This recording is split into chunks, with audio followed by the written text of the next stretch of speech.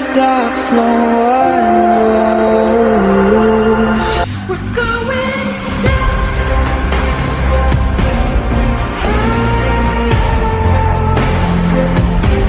We're going down.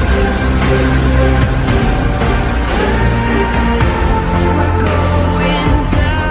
We're going down.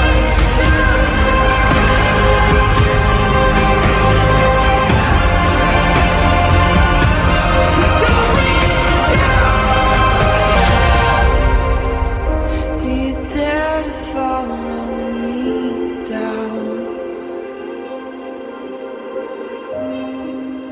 Head into the unknown.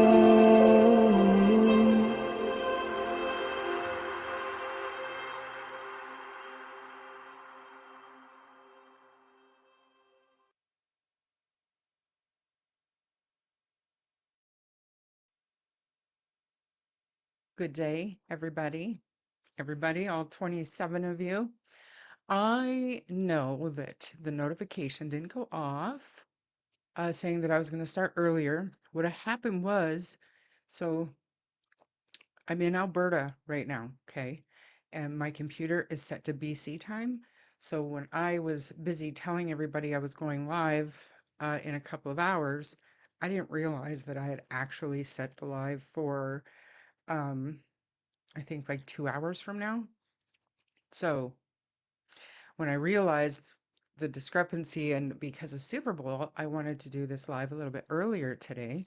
So I went in and changed it, even though I was prepared to go live, but the notification went out for a different time. So here we are. Not very many people here, which is just fine. Oh, did you get the notification? That's good. Good, good, good. Um, Today I wanted to do something a little bit different. It still has to do with Jack and Lily's case.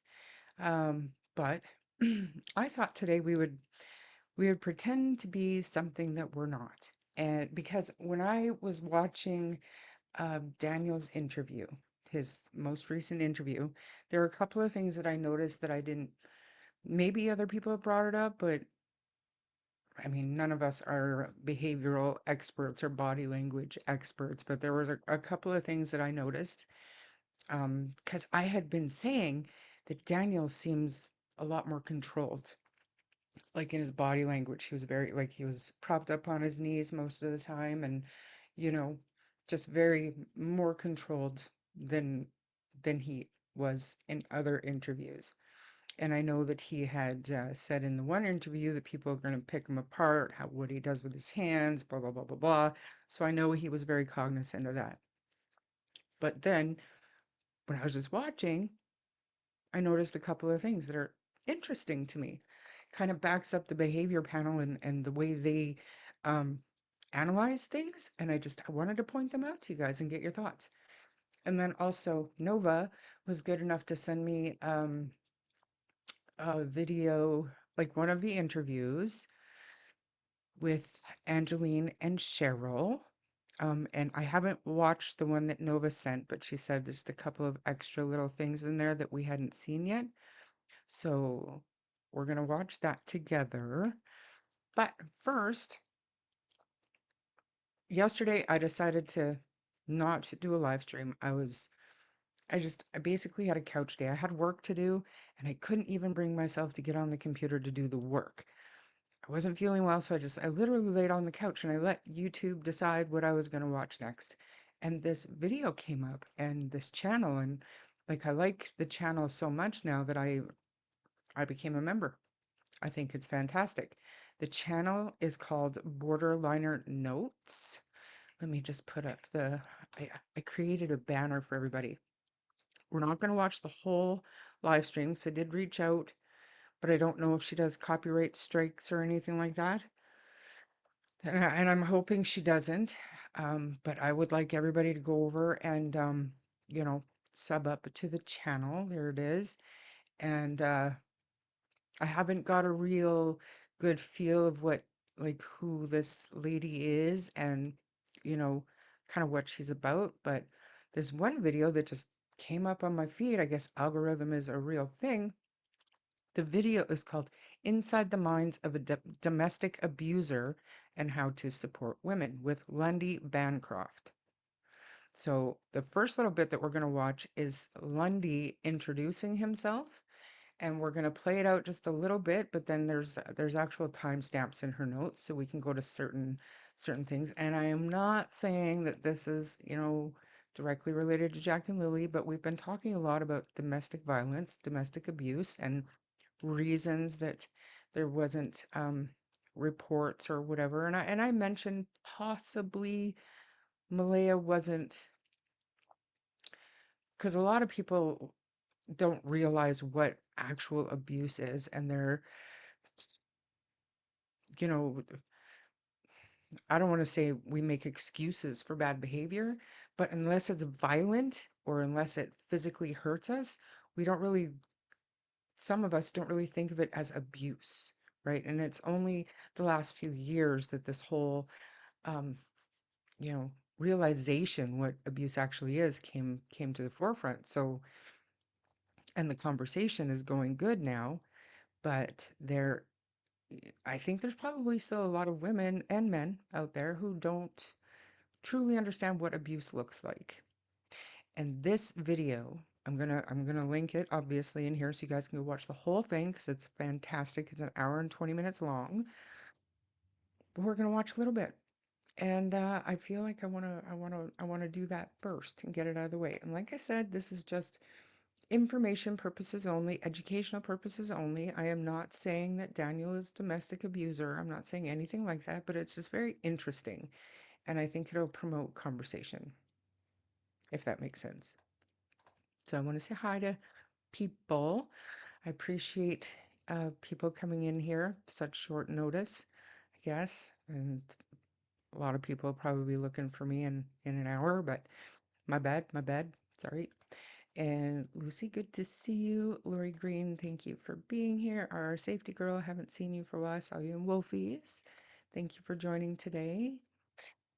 Cindy B, it's always a pleasure. Hey, Bev, and you got a notification? Excellent. I just assumed because usually the chat fills up before I even go live. So I was like, it is what it is. People can catch the replay, whatever. Seawood, hey. Marie, good to see ya. Hey, Colleen. And who else do we have? Lynn, my phone notification says this isn't until, yeah, that's what I mean. I changed it. And like I said, this computer is set to BC time, but I'm in Alberta. So I don't know. When I was setting it up, I was setting the time up from my phone, which is obviously on Alberta time. And it was just a discrepancy. And Super Bowl, I wanted to do it early. So here we are. And Snoop Sisters, thank you for coming. Countryside, hi. Just a clapping seal. Awesome to see you. Hi, Shy. Who else? What's the weather like where you guys are? It's beautiful here. Everything is a sheet of ice. I couldn't figure out why my remote start wouldn't work. My car was coated in clear ice. It was bizarre, but nice weather. It's starting to melt now. Kim Mitchell, good to see you. Hey. Hi, Bonnie. And Cindy. And see Legal, good to see you. Hey, Jam and Ginger's mom. Hi, Time for Truth. I've been talking behind the scenes with a couple of creators to help with resources, but I kicked my abusive husband out today. This community has helped me. I am very happy for you, Countryside, and you can let us know if you need any kind of support. We are here for it. Anytime somebody wants to better themselves or get away from a abusive or dangerous situation, I will do whatever I can to help. My husband was taking nude photos of me for years without my knowledge or consent. I called the police today. Good for you. Man. Daniel is not as cocky as before in the January 6th interview, but then later his helicopter hand showed up. I think he started getting more comfortable. There are a couple of things that I see and I was like, oh, how did I not see this before? Hmm. Yes, amazing. Sorry you experienced that. Absolutely. Mm. It's all up from here. Sorry you experienced that. I really hope that you treat yourself with kindness and learn to live. Yes, definitely. Video is perfect timing. And again, go check out the whole thing. You can, there's an extended version. I can't remember exactly what it's about, but you be a top tier member, which I'm not. But there's another version with more info. Use talk to text, so it still counts as long as you're here and as long as you're good. Abuse can be mental, physical, financial, spiritual, emotional. Absolutely. There's so many. Hey, Gren and Melissa, good to see you. Cold and gray. Gross. Very cold. I heard actually the east is really, really cold. Hey, Wolfie, I would just like to say really quick too, congratulations to Justin, Clutch Them Pearls. You guys, I know like we always say like it's not about the clicks and the views, but Justin has been doing this for a long time and he is excellent at what he does. And I was just kind of going through his channel because he's been covering the Nancy Guthrie case. And I was just going through some of his coverage to try to catch up. I was watching Pascal last night and Justin has like 97,000 views on one of his videos. Like outstanding. I'm so happy for him. So happy for him. Oh, go Patriots. Yeah, I'm always here but silent. Okay, we have 2 ears, one mouth for a reason. Thank you. Exactly. I still, like 90% of the time, I cannot believe I'm on YouTube talking. Yes, ma'am. Thanks for coming. Very cold in Southwest. I've heard, yeah. Heard. It's crazy to me that people assume that because you are married, consent is not required. It's absolutely is required. Exactly.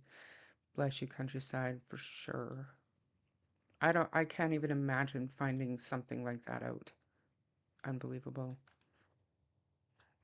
Deanna, good to see you. It was plus 20 in Lethbridge. Oh, I know. My grandbabies and my daughter have been sending me pictures of them at the park and going for walks and all the nice stuff that you do in springtime.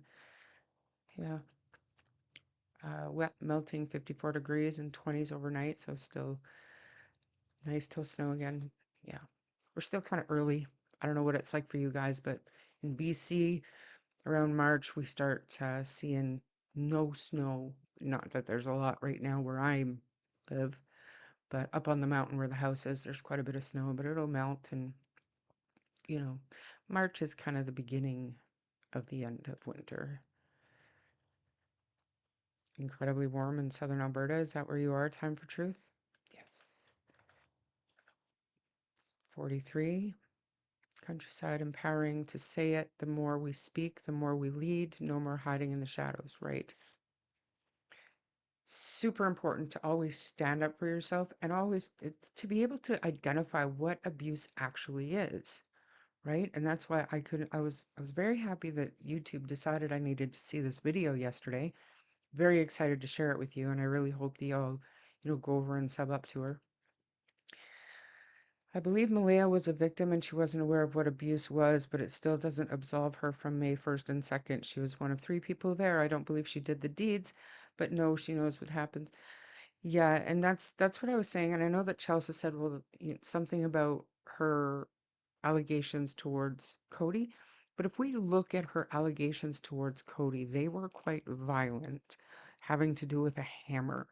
And that's just what I'm saying, right? Like there's most definitely different levels and I that is clearly abuse. If that really happened, that's clear abuse. But it's the other stuff that sometimes we don't consider abuse. And it's not because it's just because we don't know. Christina, good to see you. Hey, Julie B. I do empathize with all victims, but I was stunted when Malaya and Cheryl allegedly attempted the money grab of funds. I need an explanation for that before I consider fully backing Malaya. I can reach out to Cheryl, but from what I remember, and it's been a while since I talked about this with Cheryl, but I believe it was just the the the beneficiary of the money. They didn't want the money. They just didn't, they, I shouldn't say, but I think it was just a matter of where the funds were going and what was going to happen if the kids are found. And it could all be rumors, you guys. I heard that from Lana. Just the facts, ma'am. Thanks for being here. Sailor Moon, you made it. Tell Bree to stop that. I'm cold. Y'all gotta be cold. It's not that cold. It's nice here. My dad used to tell me stop using arms to tell a thing, arms swing and stuff away. A lot of people are hand talkers. I'm a hand talker. Afternoon, everyone from Beaver Bank, Nova Scotia. I'm glad you're here, Donna. Thank you for coming. We need to teach this in school for both boys and girls. I don't know if they do. I don't think they do. I think it's still a very taboo subject. I could be wrong now. Obviously, my kids have been out of school for a long time, but I saw like a meme the other day and it said, if you are one of the parents that tell your kids that if somebody hits you, hit them back, you're part of the problem. I don't know how I feel about that.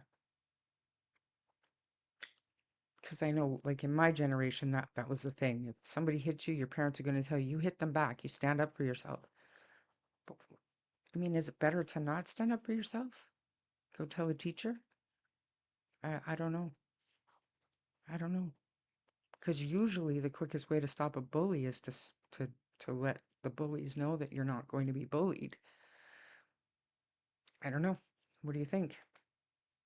Just because she suffered abuse doesn't excuse her for not caring for her children. Say that again.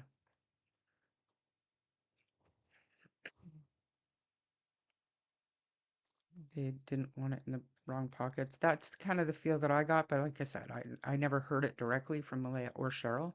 I heard it from Lana, so I don't even know if there's any truth to it. No shade towards Lana, but I don't know them.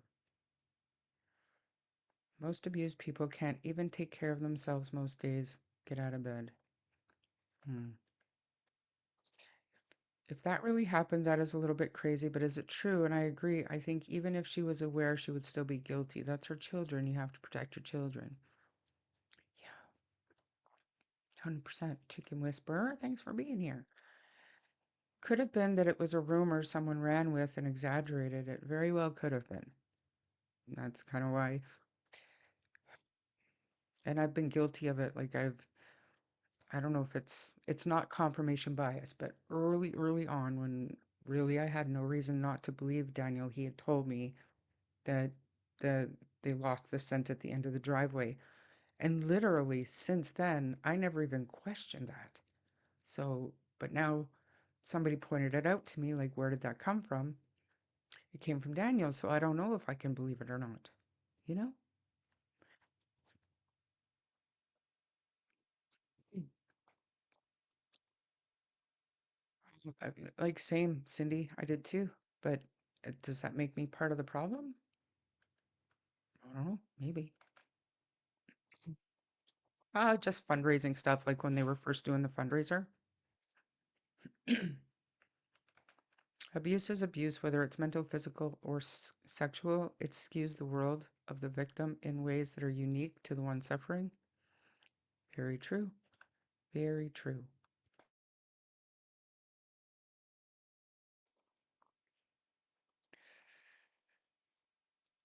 Go to Belinda for the story. Nobody questions her honesty. Yes, but Belinda was told that by Lana. So like, and I don't remember if Belinda saw screenshots or, but because I'm pretty sure it happened on a phone call. But Belinda got that story from Lana. So you were taught if you don't start it, but you better finish it. Yeah, I think Malaya has woken up to the possibility that Daniel is responsible for her kid's disappearance. It's possible. You get to the stage you can't believe anything now, and that's where I'm at, unless it comes from the RCMP court documents, because even I believe Belinda, I do, and her firsthand account of when she showed up to search on Saturday and when she showed up to search on Monday, and um, the things that she has been told. She says she was told this. Those are the things that I believe, her own experiences. But when it comes to I heard this, I heard that, it doesn't matter who's telling me they hear this, they hear that. I can't trust it. Unfortunately, I can't. Okay. Hmm. Seawood, you're welcome. I have no idea what you're talking about. You always told your kids to stand up for themselves? Yeah. And I just don't know. I don't know how we'd be adding to the problem by allowing bullies to take over, knowing that, the kid they're bullying is just going to tell an adult, and are adults going to do anything about it? Do you know what I mean? Like, I think if you stand up, usually if you stand up for yourself once, they'll move on to somebody else, which is unfortunate, but I don't know. What do you do? Little black bear, thanks for being here. And Kimber, hey, nothing's for certain. So many stories, and people do take it and run, adding, yes, yes. Everyone got too sensitive. They absolutely did. My opinion, some people don't want to leave a place for different to start over again. Will stay for two incomes, a house, the easiest, and overlook the bad stuff. And it becomes just the way it is. Like, this is just your life, right? And if it doesn't hurt physically, a lot of women, a lot of people don't question it. Okay, so like I said, borderline notes. While we're watching the video, I am going to put a link to it in the chat. And we're going to have to start and stop because, like I said, I tried to reach out, but I didn't hear back. Hopefully she doesn't copyright strike, but just know I think she did a fantastic job. Very interesting channel.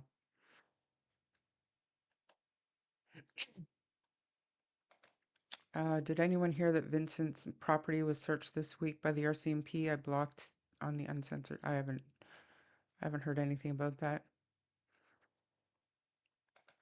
It's posted on Vincent's page. That's interesting. If anybody wants to send that to me, we can look at it together, but I really have no. All right, so here she is. Let me just hide the banner for now. Inside the Minds of the Domestic Abusers and How to Support Women. Like I said, it's an hour and 20 minutes long. We're not going to watch the whole thing, but it's great. It's great. Trust me, this is going to be good. So let's watch a little bit of it now, and I'll stop it in just a little bit. Hopefully my sound works. Let me know right away if it doesn't, okay? Let's go.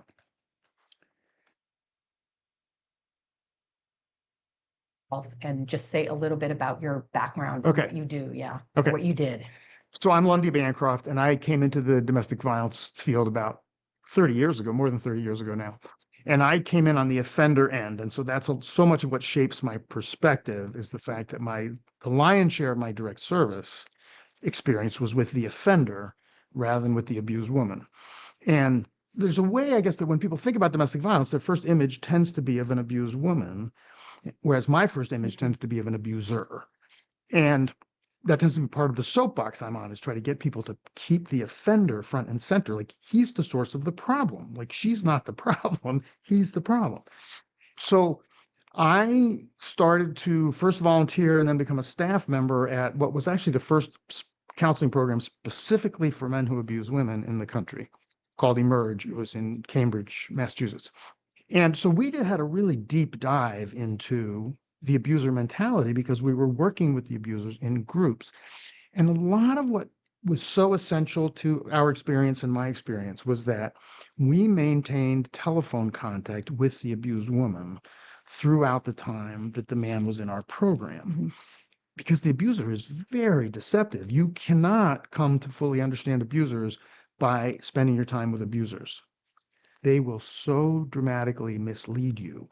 But if you're spending your time with abusers while simultaneously checking in every few weeks with the abused woman, Yeah.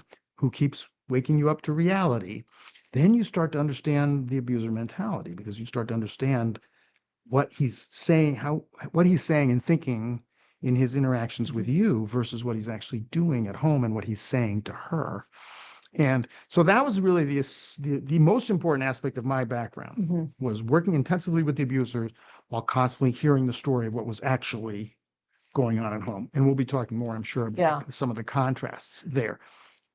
What led you, like, what even led you there to begin Well, with? I went through. Okay, so that was just his little introduction. I came out of college. Echo. I'm gonna go down to the, let me see. We're gonna go to this. Right. And one of the things I was interested in when I was, Okay. So I can mute myself, and then we're going to continue listening to this part. And that's just kind of what I'm going to do. I'm going to go to different timestamps. Okay, you guys. So it's very interesting. reading your book, was like, and I was going to ask you to do this, which is like to define abuse and to define batterer. And let me just put one thing in here that I was struck by that I read. Physical intimidation can take subtle forms that can carry an implication of threat. And if there is an implication of physical threat, that person who's doing the physical threatening becomes essentially a batterer. Is that correct? That's my definition. And I think that view is fairly widespread in the field. I can't say that's how everybody looks at it, but I would say that that view is fairly widespread. So my definition of a batterer, and I just deal with men who abuse women. We can talk some about same-sex battering, but to be in my area of expertise, I have to talk primarily about men who abuse women. To me, he has become a batterer at the moment at which he is deliberately taking steps to put her in physical fear. He doesn't have to ever touch her. If he raises a fist, well, he's trying to put her in physical fear. If he says, I'm digging a grave for you in the backyard, that's putting her in physical fear. If he says, well, I'm going to call immigration on you and they're going to drag you back to Guatemala where you're from because she doesn't have documents, he's putting her in physical fear. Those are battering acts. As soon as you're trying to let her know something's going to happen to her body. And can you differentiate between psychological, verbal, I mean, physical is evident, right? But can you differentiate between those? And one thing I have to clarify is that I put certain things in the physical abuse category that other people would put in the verbal or psychological abuse category because they involve deliberately making her think that she's going to physically get harmed. So if I say I'm going to kill you, that to me is physical violence. That's not verbal. It is also verbally abusive, but I wouldn't put it in the verbal abuse category because I'm deliberately using it to put you in physical fear. So if something like blocking a door, refusing to leave. Physical abuse. Pinning, which is a very common thing that abusers use. They'll what do they call it? Restraining, which I don't like that word because it's pinning. Right. You're talking about pinning the person.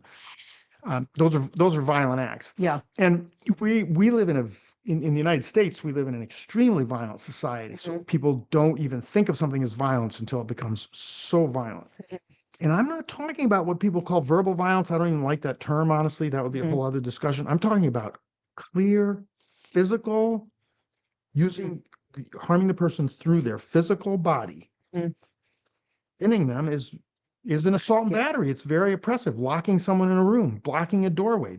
Those are which is effectively imprisoning. Yes. Like these things get called a lot of things that they're not. But you're imprisoning the person or you're pinning them. That's assault and battery. You're taking their rights away from them. And so that any verbal behavior that's designed to cause physical fear, and that means also all kinds of physical behavior that doesn't get defined as violence. Punching a wall. It's like, well, the whole point of punching a wall is to get the message across. It could be you the next time. When I think about verbal abuse, I'm thinking about behaviors that are made where you're saying things that are deliberately simply to hurt the other person's feelings. That's the goal. You're stupid. You're fat. You don't know what you're talking about. Nobody likes you. You're a loser. So put insults and put downs. And are those what is the intention of those? The intention is to hurt you. The intention is to hurt you, which will then make. So that part is the one that really kind of drew me. That's a terrible spot to pause. That is the part that really kind of drew me in to this, because of what we heard about Daniel, holding her down. How did she put it? Holding her down, but that is what he's talking about here, pinning. It's a violent act. It is, no matter really if it hurts or not. But Malaya said it hurt. But that is abuse. Sorry, you sent me down a rabbit hole for a video to send to you. Did I? What are you talking about? I don't remember sending you anywhere today. Any man that said he was digging a grave round the back for me would be told you will be in it before me. Great. Me too. Okay. Now let's look. Let's go to this one. So there's other parts like abusers want an unequal relationship. That's very interesting. I don't want to watch it right now. I don't want to watch it today, but here, let me do this before I continue. And then I'll put it in the chat again later as well. There's a link to the video. I highly suggest everybody go and watch this. This is not on members only. This is public. Tell her I sent you, but let me see. So how do you know you're in an abusive relationship? I think that this one is pretty important, and then we'll choose for another one. Volume? Is my volume bad? Is my microphone proper? Or are you talking about the volume on the thing? It's all the way up. Let me just check my... I don't know if my computer volume has anything to do with your volume. Anyways, okay. Going to mute myself, and then we're going to go and we're going to watch the how do you know if you're in an abusive relationship. A relationship. And in terms of the person on the receiving end of that, my sense is that many people are not always clear. The women have this challenge of trusting their perception of what is happening. We have a lot of people who watch our channel who have personality disorders. Their perceptions are either off, or they understand that in the past they have been off and they cannot thus trust them. So Just really quickly, truth for me, normally, and I did say at the beginning, I wanted to do something a little bit different, but normally we spend our time on this channel talking about possibilities and trying to keep an open mind, but I'm doing something a little bit different today, so we do talk about Jack and Lily as much as possible.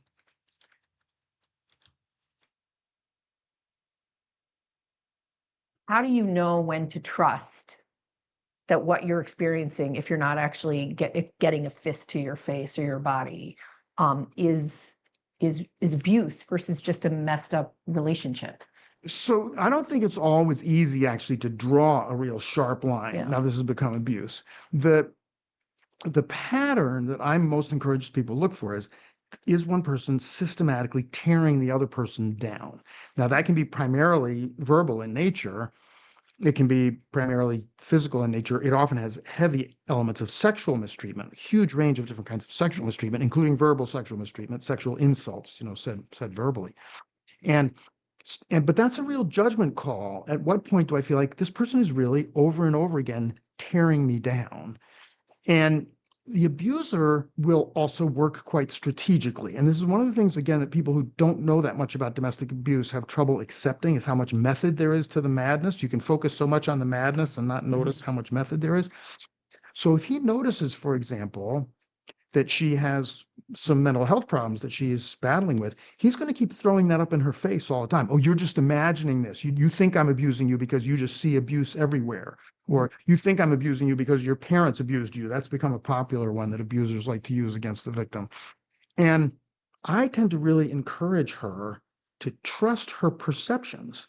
That if she's going to like sue him, then yeah, she needs more than her perceptions. But for her decision whether to be in the relationship or not, or to go into distance, she doesn't need any proof that she has the right at any point to back away from a relationship.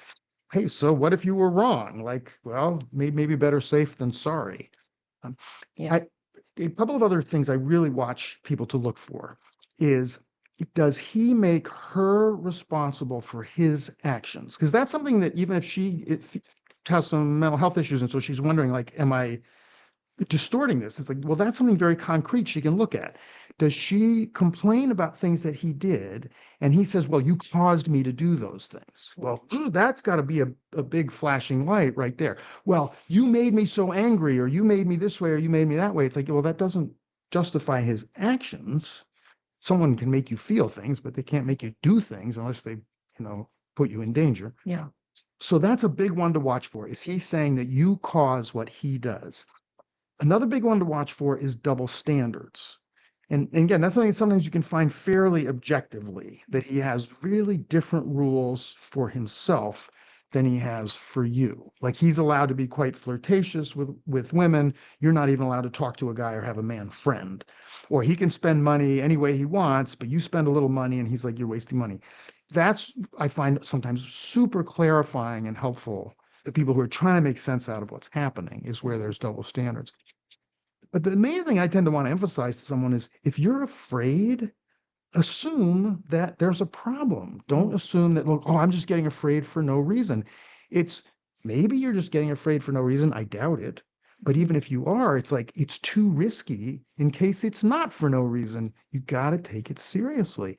Oh, actually, let me add one more thing, which is that a guy who's not abusive, if you say you really scared me, is concerned about that. Mm. He's going to say, Oh, wow. oh, geez, all right, what do we need to change?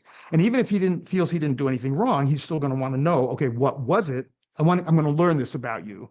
Okay, maybe I wasn't misbehaving, but now I've learned that there is a thing that I do sometimes that scare you. He'd want to know about that. He doesn't want her to be afraid. And if he says, you scared me, and his response is, well, blah, blah, blah, blah, blah, that's an abuser for sure.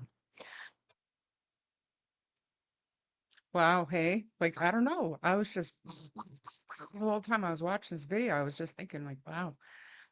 There's a couple of comments that I wanted to hit. All of us that mother sons, it is our duty to drive the message home. I told my daughter-in-law years ago, if he ever dares to threaten or intimidate you, please tell me he won't do it again. To date, she never has. And to go with the next comment that I'm going to bring up, like, women are abusers as well. Like, men can suffer from abuse as well. So I know that Lundy at the beginning said that he focuses on the abuser and what he is referring to in his head and the way he speaks is man on woman, but he also talks about I guess same-sex uh, relationships. But I think it might just be like a misspeaking, not including women abusing men, because you're right, it's 100% an abuser is an abuser, and it doesn't matter what gender they are. Um, and I'm on board with you, Paul, for sure. Slightly off topic, but I think back to Janie saying the RCMP searched her septic tank. Shocking. I thought about it again today since it has come up in the Nancy Guthrie case. Yeah. It's all in your head, BS. Right. Or like it's your fault if my behavior scares you, that's on you. As soon as the threat of lifting their hands, it's time to get out. You've seen the person you thought was nice, but deep down, if you stay, you're going to be living in fear. If you do get to a point where you're actually scared, whether you think it's legitimate or not, it's time to take a step back and really evaluate what scares you before it's too late. Highly recommend reading Lundy's book. Great information. You still say sorry all the time. I've pretty much gotten over it. Like not over it, but I don't do that stuff anymore. Mostly because I reverted to a point where I wouldn't engage in even a conversation that could lead to any kind of altercation. I withdrew completely. It was almost like shell shock. Even the fear of getting into it just caused me to not be able to speak. And that went on for over a decade. So I wasn't even apologizing anymore. I wasn't talking. I guess it tells us the property was well searched, but also makes you think they believe they are no longer with us. True enough. I think maybe it's based off his experience that maybe only abused people he deals with is women. The interviewer video is also about how to support women. Right. And like I said, I think maybe it was just based on his own experience, maybe, but women can be just as guilty as men. I think I think people are talking about abuse helps leading up to finding Jack and Lily. Daniel was arrested and charged a few weeks ago. The children might have left or something happened. It could all be connected.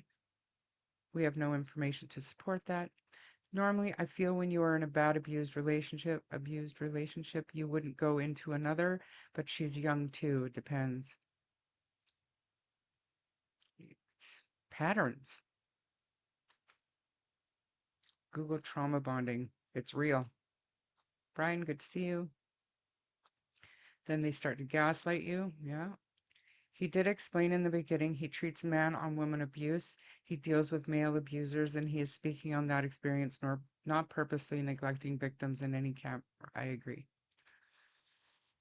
But in Malaya's case, we have Cody, then the other guy that supposedly didn't like the kids, then Daniel. What was stopping her leaving Daniel? Nothing, in my opinion. Absolutely. But we have no idea what she considered abuse. Maybe it's nothing, maybe it's something. Like, I don't know. Hey, Johnny, Sweet Pea. You know what bothers me? Women get cheated on or have been abused. It's all you should respect her not wanting you to have women on your Facebook. She has trauma.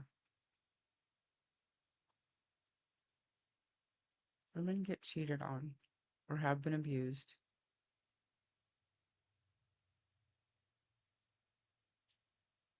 I mean, it's a two-way street, but I mean that's controlling behavior. If you're trying to control who your partner is talking to or who has access to her pictures or depending on what she's posting, I think it could be situational, but if it if there's such a breakdown in trust to that level where you can't even have a man or a woman on your Facebook because it bothers your partner, depends. Like, what is the relationship with that? Is it an ex? Is it somebody that's constantly flirting? Is there some kind of insecurity there? Think between the two of you, if it's a strong, trusting relationship, you should be able to come to some kind of agreement or understanding, not just no men on your Facebook, no women on your Facebook. It's definitely a two-way street, and that's just my opinion on it.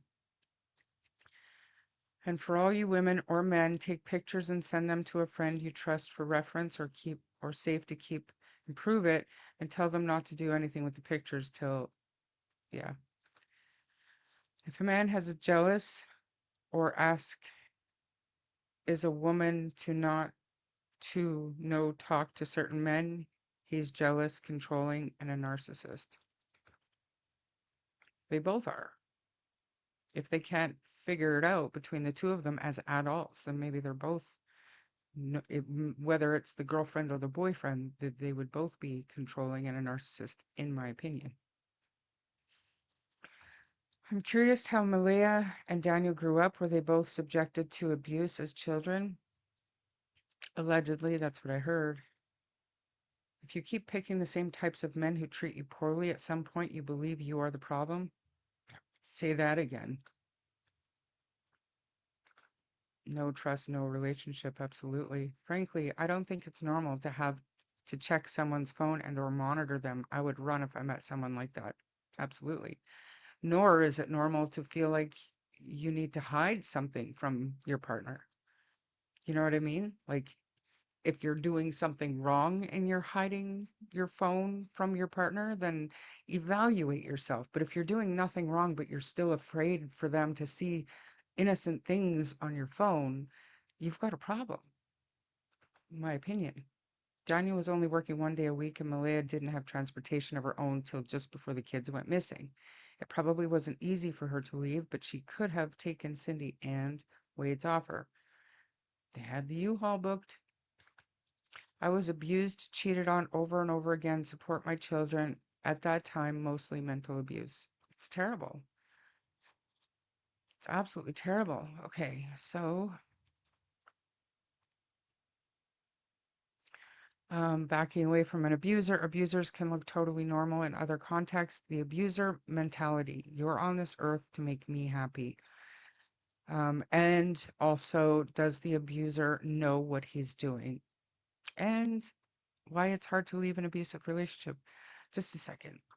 Let's choose narcissist or domestic abuser, personality disorder, um, love versus respect in relationships, how to help your children if you're in an abusive relationship. That's a good one. So let's watch.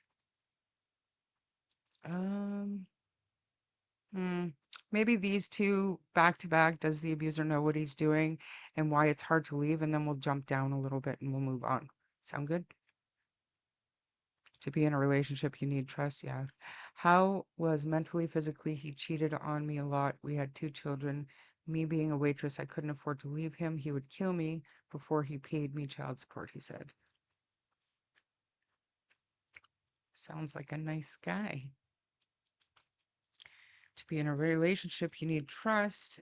All it takes is slipping a note into Lily's bag and tell Lily to give it to the teacher when she put the kids on the school bus. I mean, that's an idea, but do you think Malaya would have thought of that?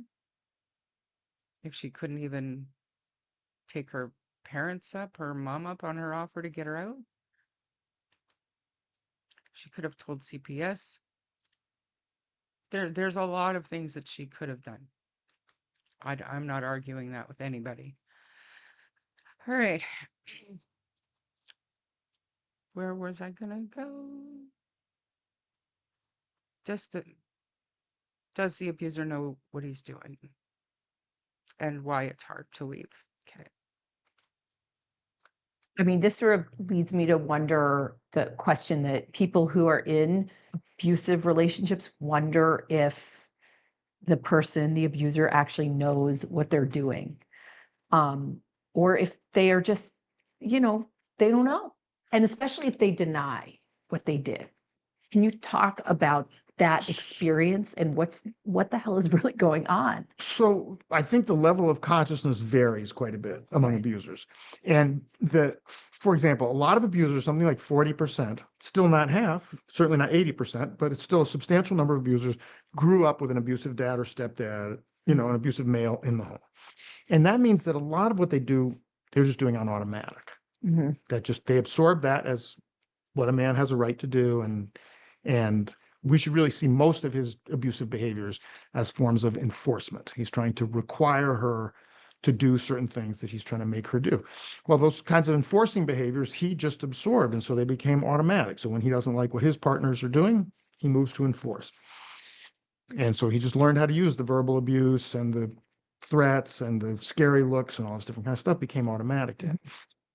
One thing I'd like to say to people about that, though, is don't confuse something that's automatic with something that's accidental. Doesn't mean that it's accidental. I'll give you an example. Mhm. If there's a glass of water sitting on a table and I go like this and knock the glass off, we can argue about how much thought or premeditation went into that, but we can't argue that it was an accident. That is not an accident. So whatever the abuser's level of consciousness may be, and it varies, it's not an accident. He may not be aware of his own reasons. He's often not aware of his own reasons. That doesn't mean those reasons are not functioning. But the fact that your motivation for doing something is below the level of consciousness doesn't mean that that's not your motivation for doing it. Mhm. I'll give a somewhat strong example, whereas most of the cases are going to be much subtler than this. Mhm. But I had a client who was insisting that the reason he started slapping, the reason he started hitting his partner in the car was because they were driving through a dangerous neighborhood at night, and she started trying to get out of the car, and he didn't want her to get out in a dangerous neighborhood. So, and I think he believed it. I think he had actually convinced himself that he was hitting her to protect her safety. And so I was kind of making fun of him in the group, right? I was saying, oh yeah, so you're You're beating your wife to keep her safe, right? Like, that's real Mhm. logical, buddy. Mhm. And then I said to him, no, you weren't. You were doing that because if she got away from you, then you didn't get to win the argument. If she could get out of the car, and then she's escaped you, and you no longer get to rule. You feel like she wins if she gets away from you. And that was the real issue. You weren't beating her to keep her safe. How can you tell yourself that? That's absurd. And in that case, I've got a whole group, even the other abusers, like prepared to say, well, obviously he's not hitting her to protect her. So my job as the Mhm. abuse counselor is to bring the true motivation to consciousness. Mhm. So I'm forcing him that evening to look at the fact that, yeah, I was doing that because I didn't want her to win, Mhm. which was obviously what. And it also did just, and because he defines that as winning, like the getting Yeah. successfully. I mean, that's twisted to even define that as winning, to get away from him being a jerk. So the real reasons why he's doing things are, Mhm. Invariably tied back to patterns of selfishness and disrespect and enforcement. One of the So there's a few comments that I want to hit. And I know like most people they want to hear about Jack and Lily and possibilities and all that. But like I said, I want to do something a little bit different today. Because we don't know what could tie into where, if it does, but it's also a very important subject. So, I think I went up too far. Just one sec. Where was Malaya when Daniel was spending all of that time alone with Jack and Lily as for Haley on Sunny's channel? I don't know how we would find out, Seawood, to find out, you know. Shar, if it saves your kid's life, yes, she would try anything. I didn't say you wouldn't try it. Would she think of it? We don't know what her intellect is. We don't know what she thought she was dealing with. And we don't know that she felt her kids were in grave danger. We don't know any of that. Just my opinion.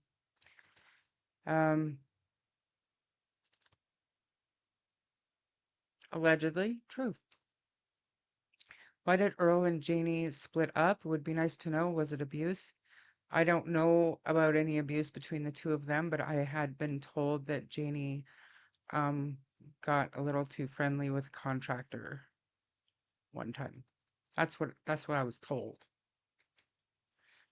Malaya was supposedly afraid of CPS, was my understanding. That's what she had said. She was protecting the baby from CPS, is why she ran with the baby. Um, I think we need to understand abuse is a gradual process. It starts small. By the time it evolves, victims reconditioned to take the blame. Absolutely. I watched a friend go from strong, happy woman to a That's so true. I was in an abusive relationship. It depends on how you define abuse, and that's what we're trying to do here. Abuse comes in many forms. I've been verbally to mentally abused, and she had insecurities. It led to physical, her hitting me. Yeah. Almost 70, I still have issues. My worst time was the O.J. Simpson time. It got me to leave, but then became abusive to my next husband. He left me as he should have. Yeah, it's patterns. And some of that, whether you're a man or a woman, I think you probably get to a point mentally on some level that it's not going to happen to me again. And so you become more aggressive, and just the smallest thing can put you on the defense, and that can escalate really quickly without, you know, but to us, we're just trying to prevent the bad stuff from happening again. And I'm not talking us as women, I'm talking us as abuse survivors moving on. We've always got our guard up. Does that make sense? That's my opinion. But yeah. What would be the consequences of Malaya calling? What would happen to her after CPS left and she's still in the home? I'm sure it would be scary. I just got dizzy. What's going on? Janie's constant negativity, micromanaging, and anger would make me run. Yeah. If the kid's black eyes are true, then Malaya is as guilty as him because she didn't report it. 100%. If if the bruises on the children were caused by Daniel picking on Jack and sometimes Lily, Malaya's words, then you're right. 100%. No idea, see legal. I was not there. I have no idea what occurred in that home before I keep those thoughts to myself. I'm here for Jack and Lily only. And to learn what abuse really is today, right, Marie? Jam, thank you so much for sharing this important video. This message is so many need to hear. I appreciate you. I'm sure many here share. Thank you. Thank you so much. I thought, like I said, I was happy that my YouTube algorithm actually pays attention to me because I do search and watch a lot of psychology videos. Um, and I try my best to find reputable sources, not just Charmaine sitting on talking about mental health and mental abuse, because all I can speak to is my own personal experiences, and I know a lot of people don't want to hear that kind of shit. So I do try to find actual psychologists, therapists, people who can really honestly think. And I actually found, I didn't find, my algorithm took me to another um channel. It's a lady who,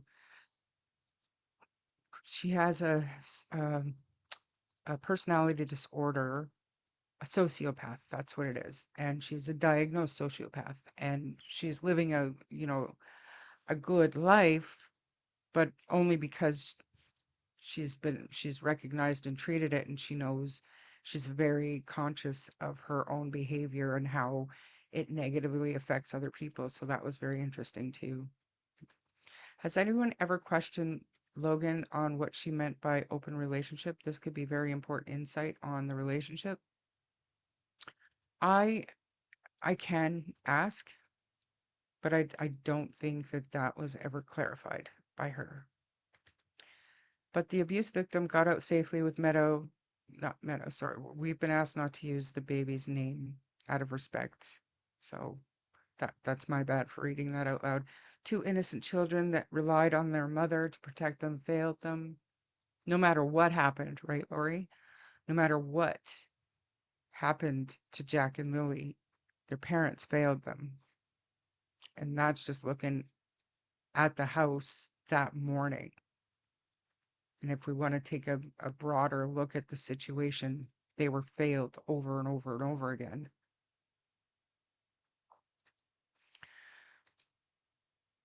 We also don't know if he threatened to hurt the kids if she left. Yeah, who knows what her situation is. Look at his family, lunatics. Lori, good to see you. Thank you for being here. And I agree.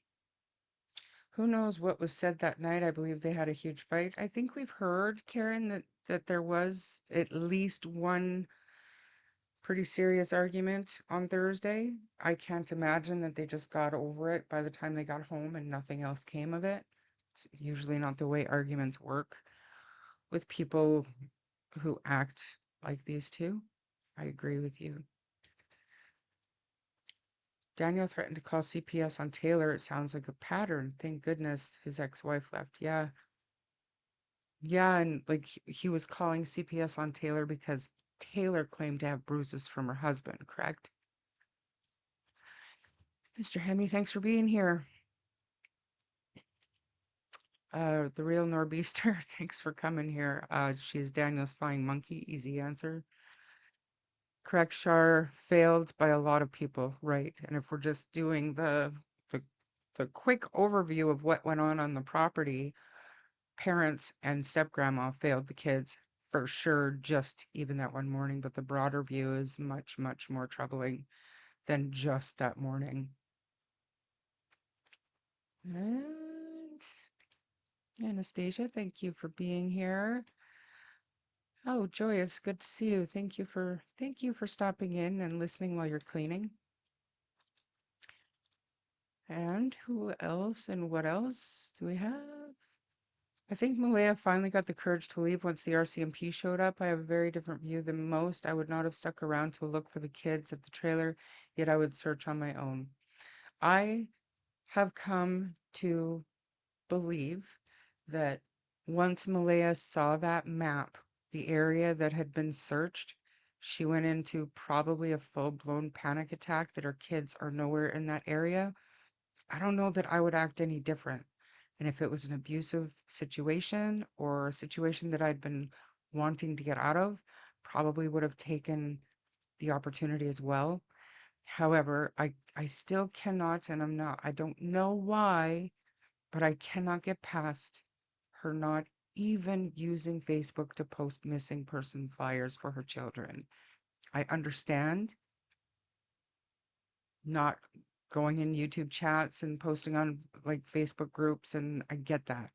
I can even understand and even empathize with Cindy not wanting to show her face because of what we do. We take their pictures and we use thumbnails, and some other people use AIs. I can understand that.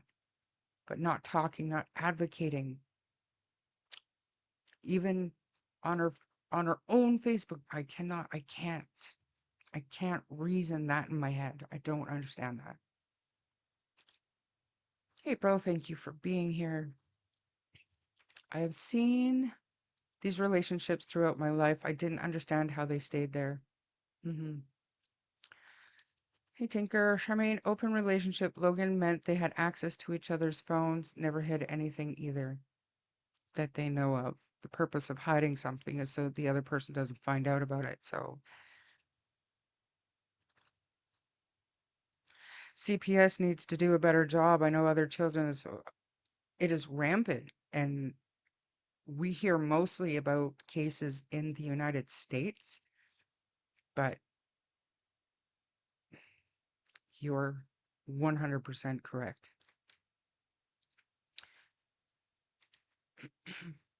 It is said the public speaking is a huge fear of some people, but if your kids are missing, would you not deal with the fear of public? Yeah, but even if you didn't want to go in front of the camera, I don't understand why not use your own Facebook page to post missing persons flyers. She did at the beginning. She wanted an Amber Alert. She made a post. Why not do that? And I'm not talking for content or anything else. That's a different thing. But your children are missing. And if you truly believe that they're out there somewhere, like we've heard, they're keeping hope that the children are still out there alive somewhere, why aren't you trying to get their faces out there? Are you just relying on the rest of us to do it for you? These are your children. Help us help you. Give us something. I think open as in they trust each other to open and look at stuff. I highly doubt it means open and share. Yeah, I don't think so either.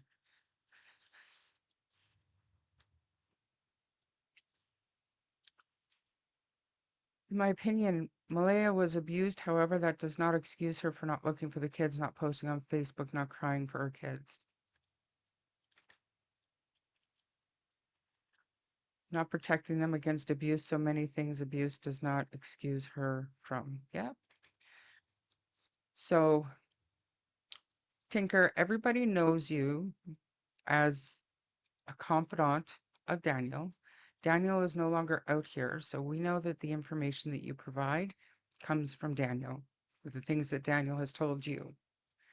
So people they're gonna ribbit you, and I don't think they mean any offense by it, but I know you have thick skin, so if you got to delete something from your phone, it's either abuse or cheating. If you have to hide your phone, there's a problem.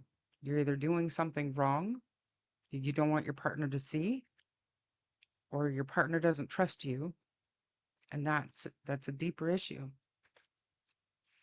I watched a case where the mother allowed her child to be tortured and beat to death so she wouldn't have to be hurt herself. Pretty messed up. My God. Malaya could have posted about her children. She posted to get an Amber Alert, but remember, she also did delete that. So I don't understand that. I don't understand that. I don't know that there's a way for us to understand that. There's no excuse for it. I don't even think that. I don't even. I don't even feel the need to say, in my opinion, with that. In this day and age, could you like the parents who their children were abducted in the 80s and 90s and early 2000s? They didn't have Facebook. They didn't have social media. They didn't have the ability to get their children's names and faces across the country, across North America in a day. They had to rely on mainstream media. I don't think that there's any excuse. I cannot get past how anyone on that property is claiming they don't know what happened. In my opinion, they all know, and Malaya panicked because she realized they weren't getting away with the walked away story. It's possible. Gren does mess around constantly, yeah. I really hope one day Dr. Gary Bricata gives us some synopsis of the main players in this bizarre case. Yeah. The thing is, if that's true about Daniel speaking to Tinker, and she's saying things that can be seen as third-party interference, intimidation, again, form of abuse. Are you saying that Daniel could be like kind of intimidating Malaya through information he's giving to certain people that speak out online? Maybe, but I don't like I haven't seen anything come through that could be taken that way, but maybe. An ambulance, she probably said, "What the hell happened to the kids?" And Malaya probably said, "I don't know." And no one was going to let baby get lost too. Yeah. When Malaya was in the ambulance with Cindy, I feel Cindy said, "You lost 2 children. How much more are you willing to lose? You need to leave." And my source told me that inside the ambulance, it was more so um, when they find the kids, they will bring them to us at my house. You're coming with me. I'm not leaving you here. I don't know.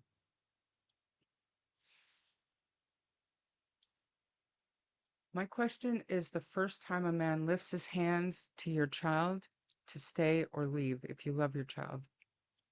100%. Let's admit it, Malaya is not that bright. That she went with 2 kids to live in a rundown trailer with an unemployed bully is evidence of that. Getting into a relationship and further getting herself pregnant or letting herself get pregnant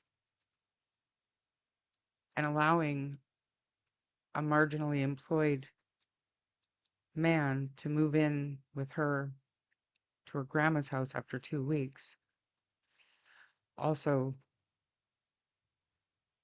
speaks volumes, in my opinion. Hey, Dodie. Remember, he said, "I'll be the Daniel you used to know. He is a typical abuser. Wine and dine, moved her in, got her pregnant." She moved him in. Remember that? Got her pregnant, and bet that's when it started, when she got pregnant. Maybe.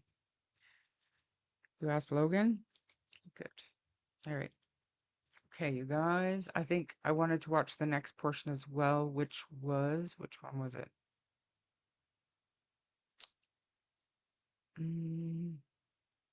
Backing away from an abuser.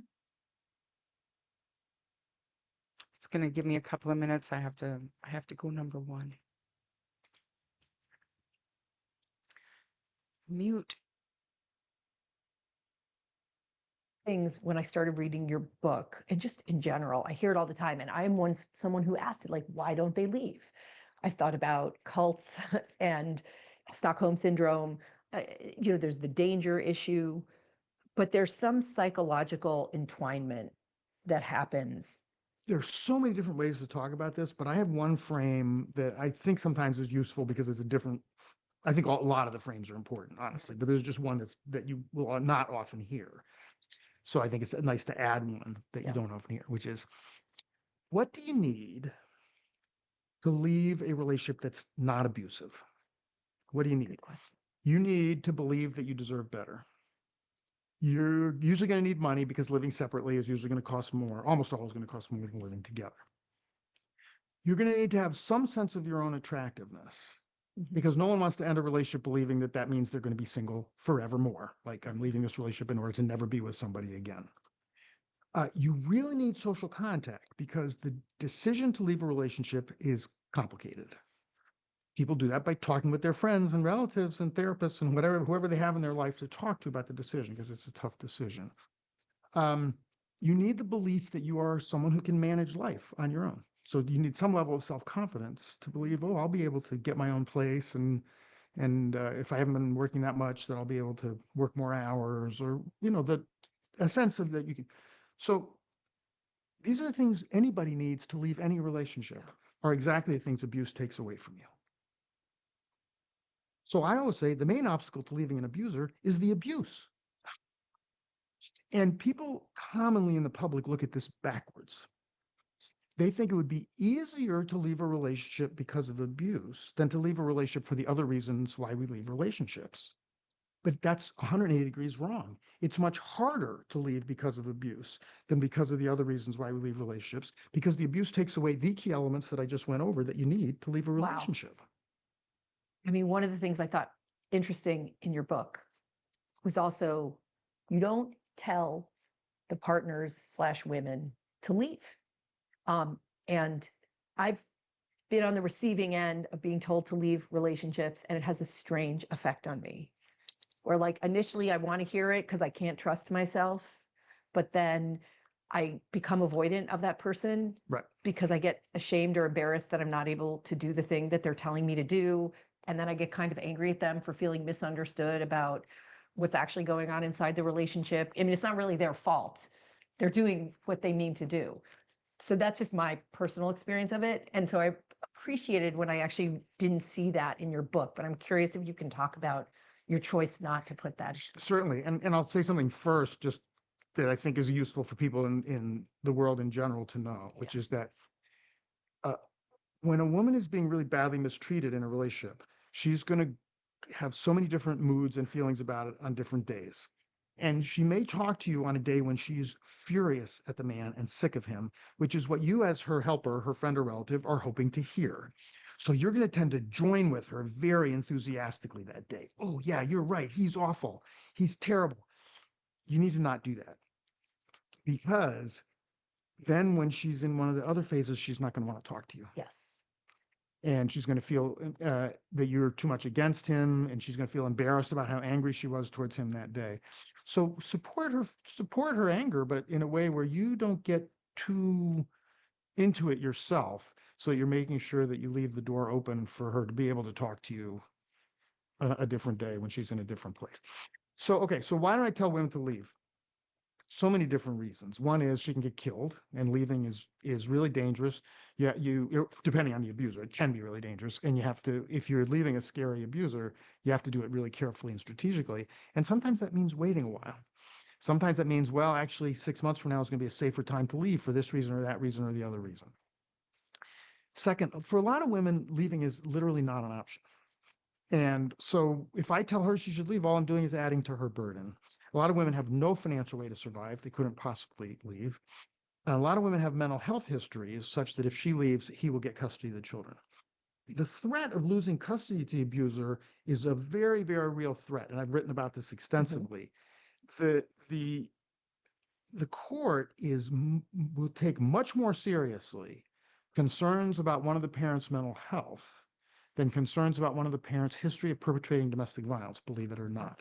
So if he goes in there saying, well, she has a borderline personality, and she goes in saying he's been, beating me up for years or whatever, threatening to beat me up for years, they're going to say, well, we don't really see the evidence of domestic violence. Let's talk about this personality disorder. And very commonly, they're going to send you both out for psychological evaluation. And he's going to do fine. Psychological evaluation doesn't catch a domestic violence perpetrator, unless it may catch mental health problems he has, if he has mental health problems.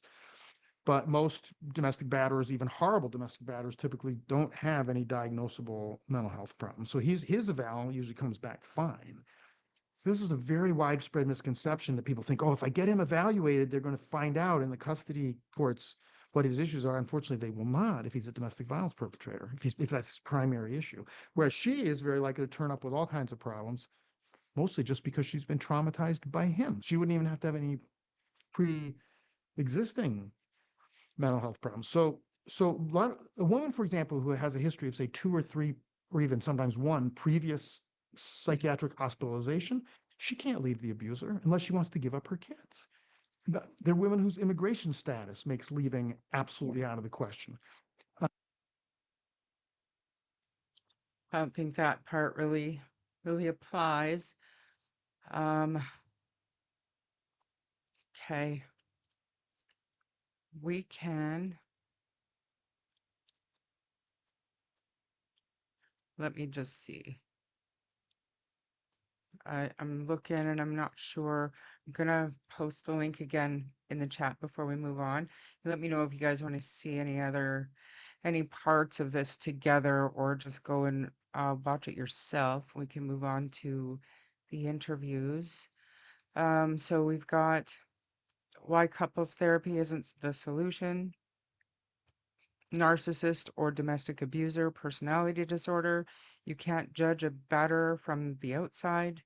Problematic underpinning of psychology, problems with family couples counseling for abuse, love versus respect in relationships.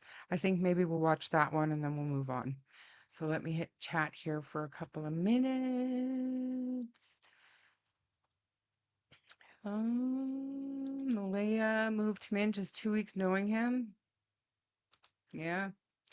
Parents of Jack and Lily are not criminal masterminds. They are guilty of abuse and neglect. Keep searching the surrounding area. I agree. However, I think it's highly unlikely that kids wandered off into the woods and they haven't been found yet. I'm not saying they didn't wander off at all. I don't think so, my own personal opinion, but it's possible. But I think that if they had the the woods have been searched thoroughly many times.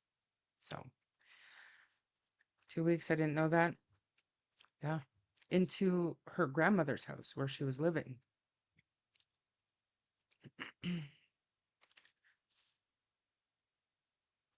But the grandmother let her move Daniel into her house. Granny is an enabler.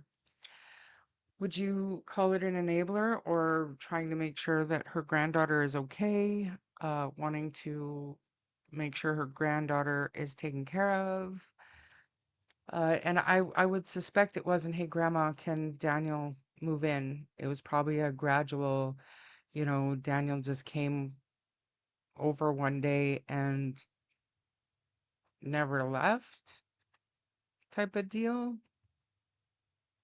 I mean, how gradual could it have been after 2 weeks? But I think the RCMP need to dig deeper with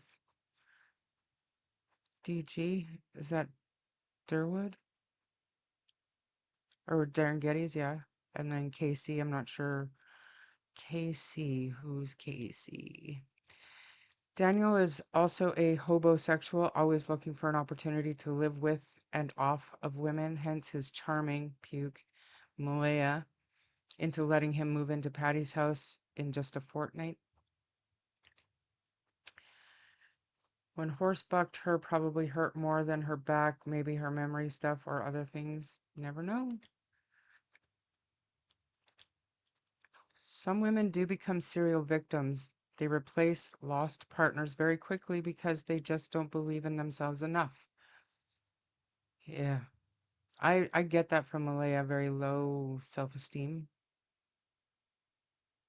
It would take a lot of therapy to sort that. Yeah. Sounds like she did what she wanted.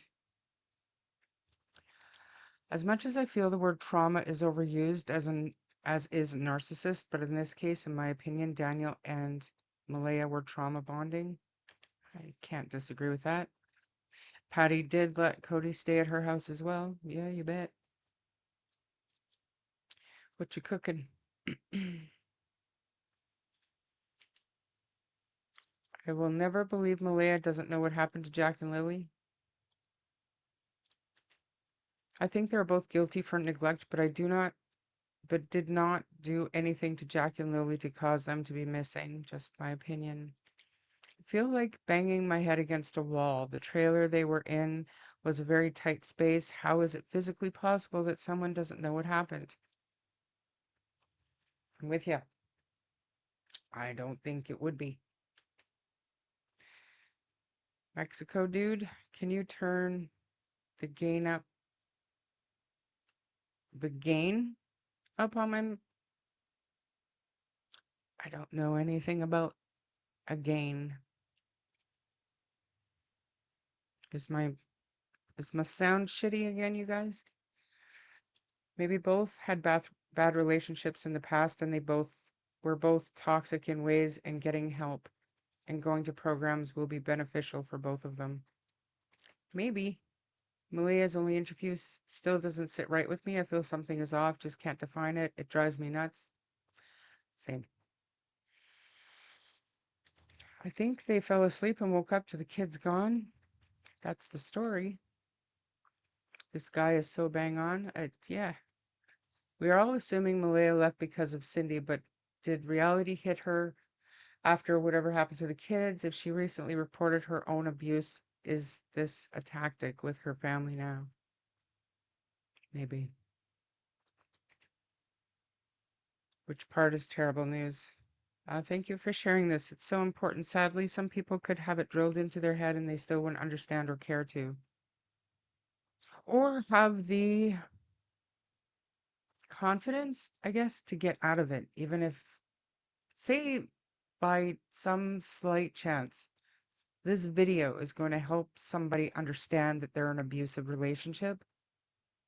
Is it enough to give them the confidence to get out of it? I don't know. Abused women are often so isolated that they never tell anyone. They are ashamed that someone would treat them that way. Same with abused kids and men. Couples therapy is so not the solution. 0 out of 10, cannot recommend. Yeah, it's kind of a, I don't know. Okay, so the explanation of them not knowing is the kids went poof, they disappeared. If they walked away, they would have been found by drones, helicopter, bike, foot searchers. Seriously, 100%.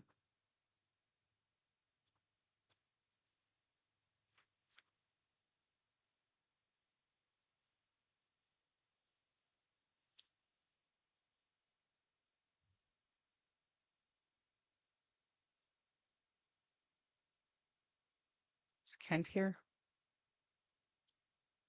Who are you talking to? Speaks volumes that Daniel said in a TV interview that the RCMP believes something happened Thursday night and don't believe his normal day story. It really does. I knew before dark on May 2nd, 2025, that those kids weren't in the woods and did not wander off. Then you have the several interviews the next day and made everything suspicious. Oh, gotcha. Kent. Malaya or Daniel couldn't remember much about the night before. How? Even like in your panic state and you're trying to figure out, you're trying to remember everything, maybe day 2, but day 3, day 4, you might not have all the details. But by now, you certainly would. In my opinion, you would be digging into your brain obsessively trying to figure out every second leading up to when your children disappeared. I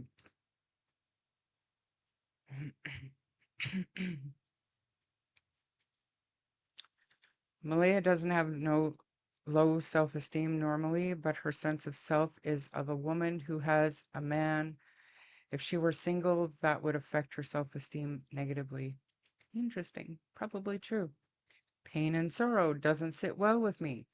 Sounds like she has accepted the inevitable. Who makes such a statement after the kids were only missing for a day? 100%. Weird choice of words.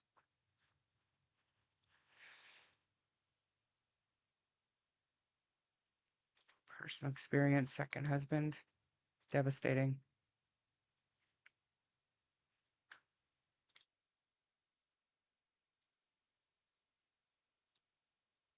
Um, I didn't understand what narcissistic abuse was until I went through it for 7 years.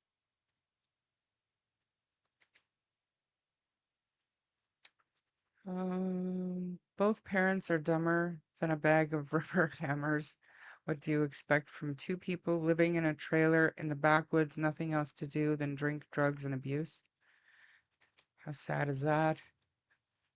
The weird statements, the blaming people for planting evidence, the risk factors going on in the home. How are people not seeing this as huge signs of foul play?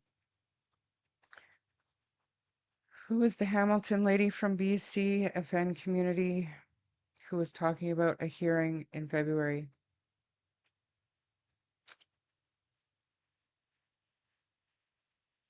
Like, I don't know what you're asking me. Are you asking me who she is? I have no idea.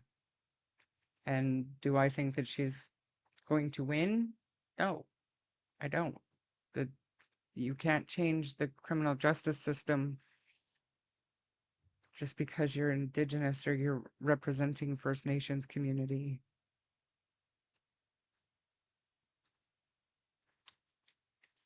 Oh, I think he did do it during the night. I think he was high as a kite and things went to a dark place and went too far. What happened was, yeah. All right, so I want to listen to this last part and then we're going to move on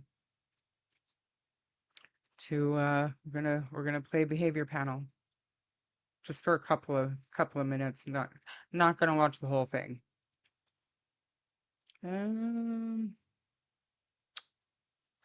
Love versus respect in relationships is where I want to go next.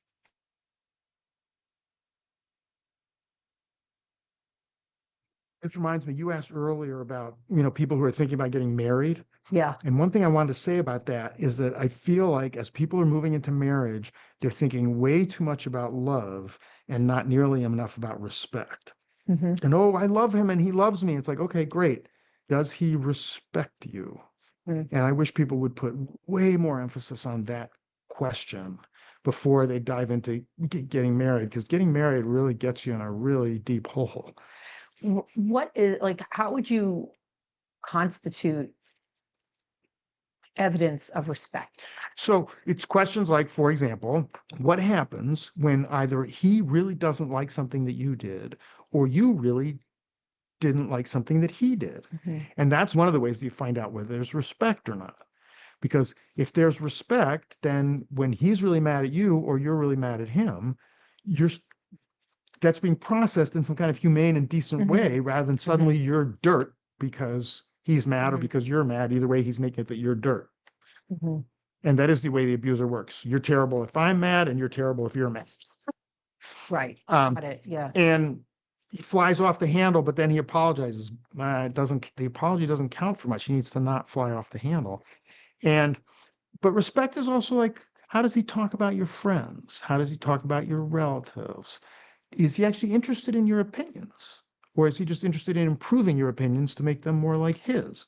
Is he actually interested in your taste in music? Or is he just trying to fix your taste in music to be more like his? Does he actually make you feel bad for your relationships with your friendships, with your friends or your relatives? Like you should just always be available to him. And does he know anything about your ambitions? Mhm. And actually seem to take an interest in them? Mhm. I mean, I think all these questions matter, but I also think what matters most is just to keep asking yourself, is this what respect looks like?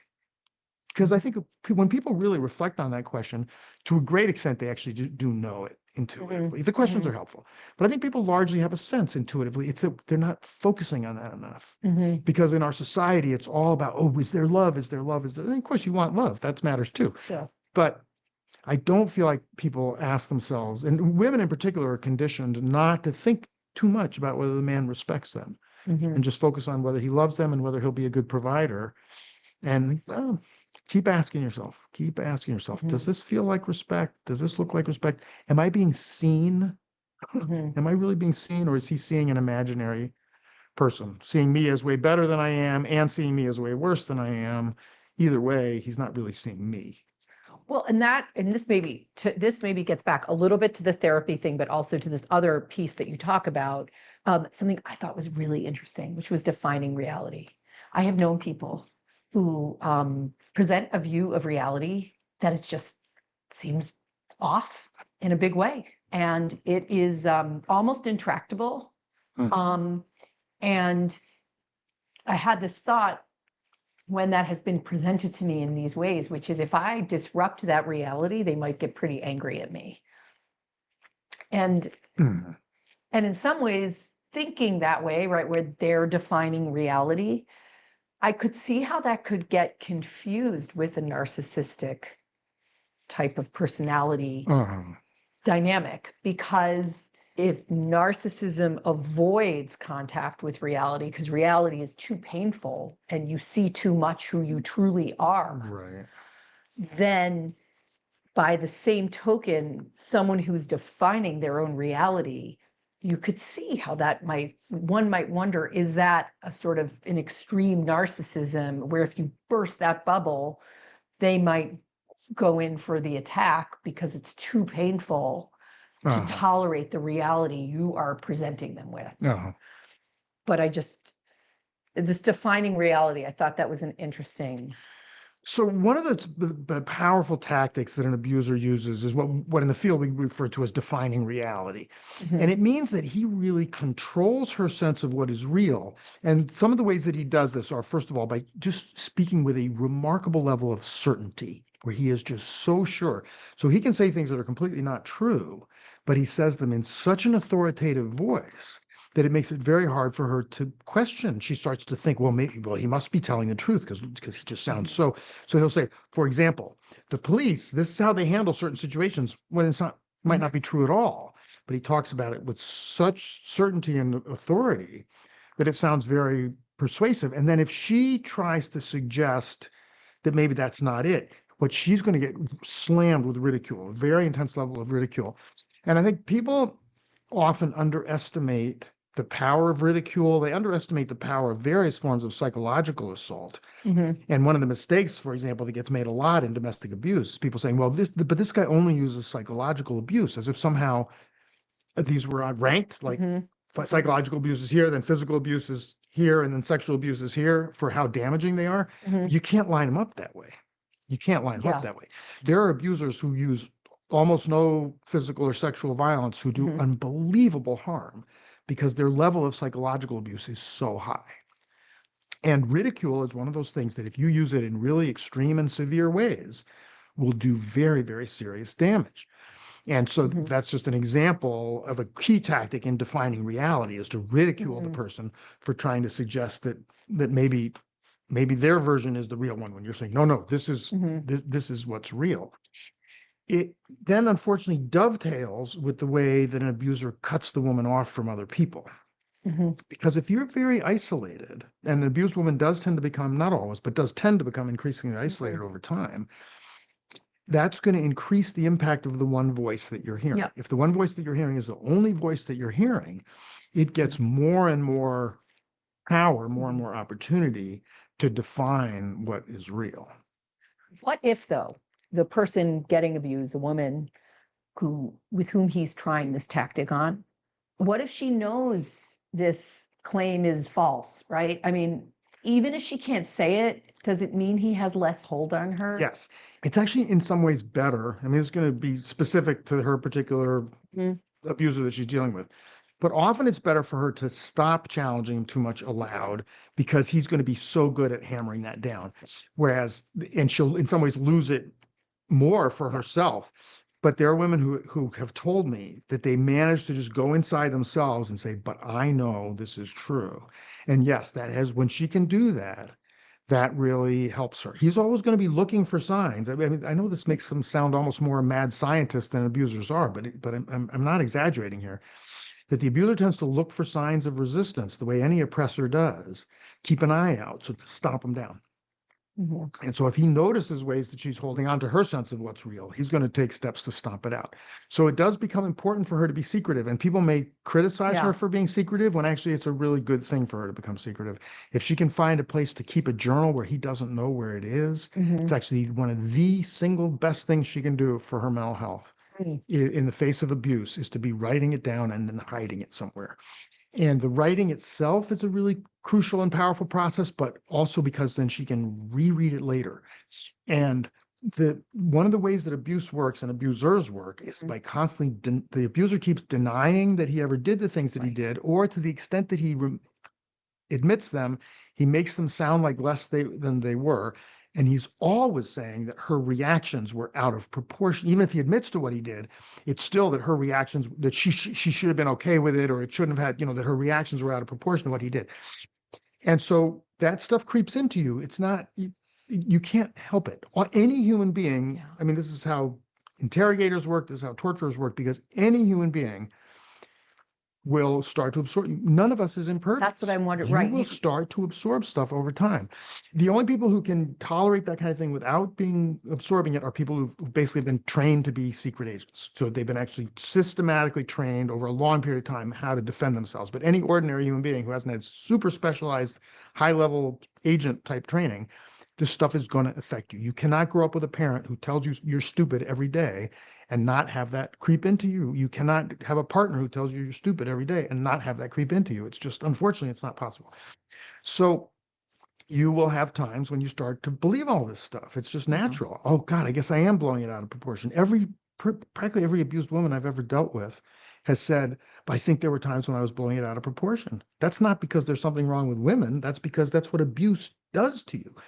So when you have a journal, and you can go back and see what you were writing 6 months ago or back when you were writing a year ago, you realize, wait a minute, I'm not blowing any of this stuff up. It's like, it's right here what happened. And it's one of the most helpful things.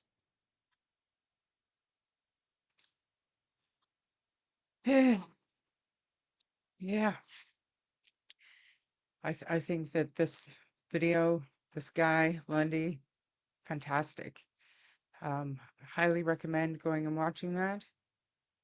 And I want to go back to chat, and we are going to move on. Bree is not watching, but I will tell her you said hi. 3 months, same here. At some point in the morning, did no one get up and change and feed the baby and saw Jack and Lily? Why wasn't Lily checked on if she was sick? Daniel has told us that Lily was not sick Thursday. Like, she was better. I believe his words were there was no reason to keep them home that day. Like, she did have a cough in the morning, but at some point Daniel had decided that he didn't think the kids needed to stay home on the Friday. He has said that somewhere. No, not 2 years, 3 months.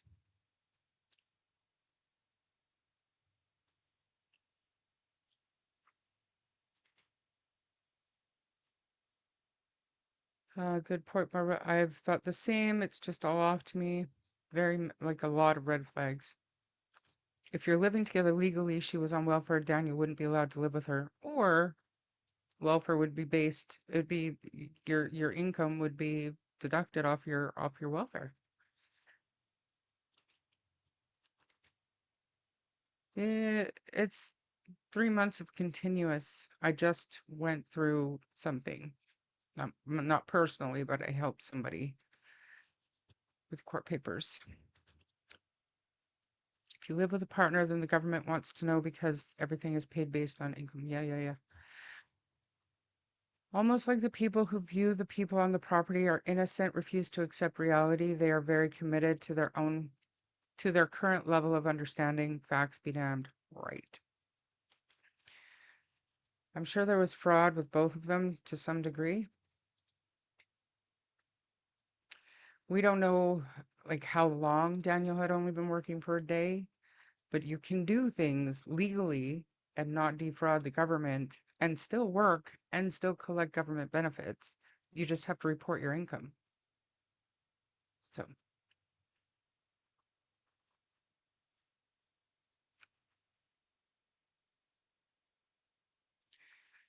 goes deeper than gaslighting. Years? I don't know what you guys are talking about, but living together for 90 days, you have to claim as common law when it comes to your income in the government. I just went through it with I just helped somebody. That's Alberta anyways. Or no, that would be BC, sorry. It also depends on if you have children together. That's right. 100%. You're right. I cannot understand what is in it for the abuser. Do they get a dopamine rush from abusing? Power and control, right? I think that they probably would. Just making sure that they're still in charge here. You know, the men that run around telling people that they're an alpha, they need people to know that they're an alpha. Whereas like a true leader, alpha, whatever, they just carry themselves that way. In my opinion, I think if someone is trying to get out of more trouble than a partner, the other gonna say stuff for a lighter sentence. Yeah, it's good to keep a journal around. Remember what's her name? I don't mean disrespect, but Wortman's woman, the one with the survivor, the show that we talked about last week. I'm sorry, I forget her name. She kept a journal, and then he found it, and then she couldn't keep a journal anymore. Self-obsession is a disease of our time. I had to advise someone she was no longer in my sisterhood.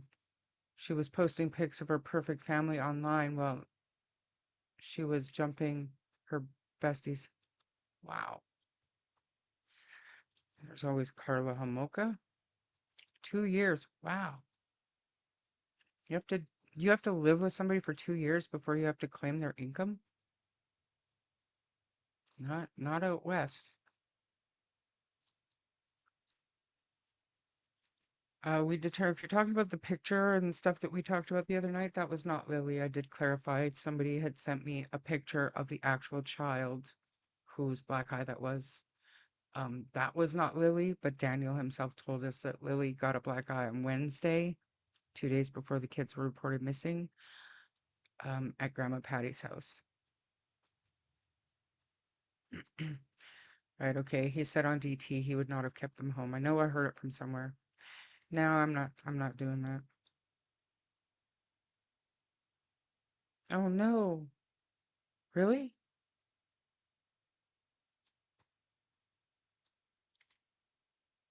Common law is not so straightforward as everyone thinks. There are many factors taken into consideration. Not always does it automatically go 50-50. They got welfare for housing and gave it to the landlord who was. I don't know what you're talking about. Never mind. False alarm, people.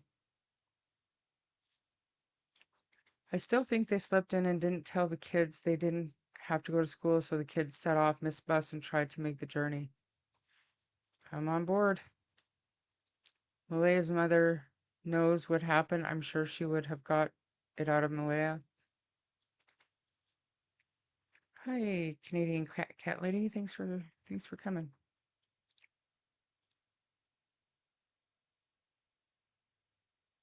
I agree. Hey, Ms. Michelle.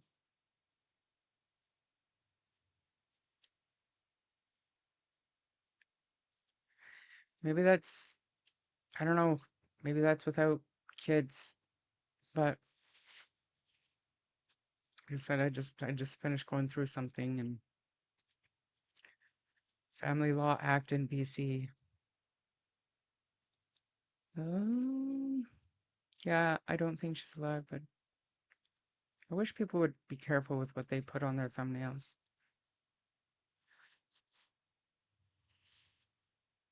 I wonder if that's why they kept the kids home. I thought, like, if Lily got a black eye on Wednesday, I thought it makes sense to keep them home from school if they had an issue with CPS in the past. I don't know. Makes sense to me. Okay. Hey, Ron. If they tried to walk to school, someone would have seen them or picked them up.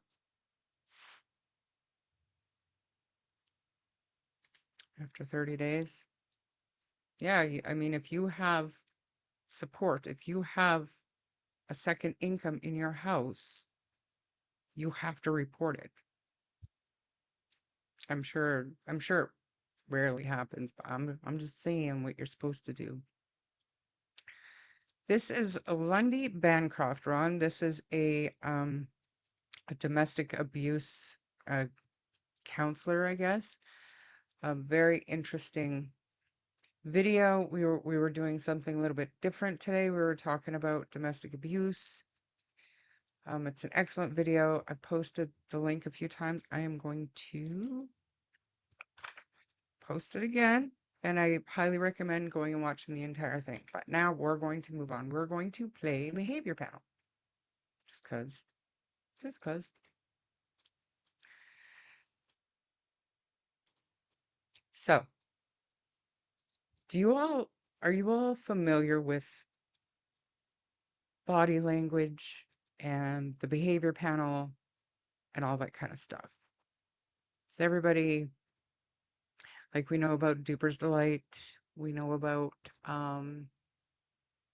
the telltale signs of lying, we know, protecting ourselves, defensive, guarded, those kinds of things. And like, we're going to pretend that we're something that we're not today. We're totally transparent here. We have no idea what we're talking to. Just a couple of interesting things that I saw last night.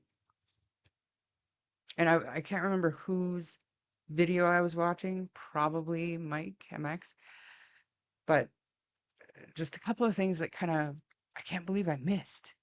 And it's interesting.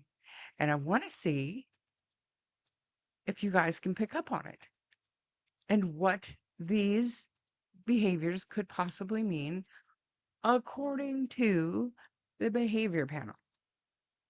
I think it'll be not fun, but it'll be interesting to talk about. Maybe it'll be stupid. I don't know, but we're doing it. So let's watch. And remember, we are talking about simply about body language right now. Daniel Martel. I have made a comment before about how much more controlled he seemed in this, more aware of his movements in this interview than he has been in the past. He had mentioned in one of his previous interviews that social media just picks apart every single move he makes, and it seemed like a very, very conscious effort in this interview to not move around as much. He doesn't use his hands as much. But watch the rest of it. Yes, leaning forward, very sturdy on his knees foremost. Lots of eye blocking, lots of deep swallowing. You are correct. You're correct. But there's more. I want to see if you guys get it. Okay, let's watch. If you don't get it, I'm going to watch it again. I had to squeeze for 20 minutes to get some blood out. But after we get those 4 drops out, it goes onto a little pad and it's put in a envelope and then plastic bag and then sealed up for evidence. Do you know of anyone else who had their sample taken? No. I was never disclosed any of that. Yeah. Nor do I ask because I know I would not get an answer in return. Right. You've been asking questions. Yeah, I ask a lot of questions. Sometimes they can't answer. And was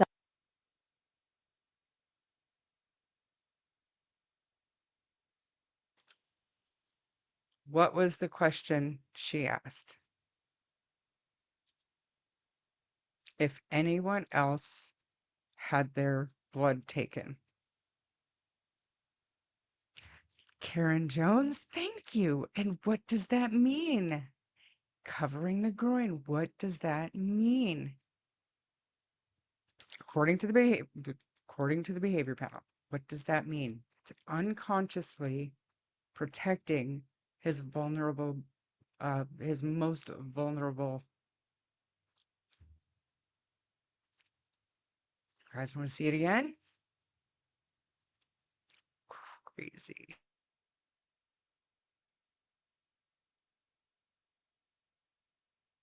I know I would not get an answer in return. Right.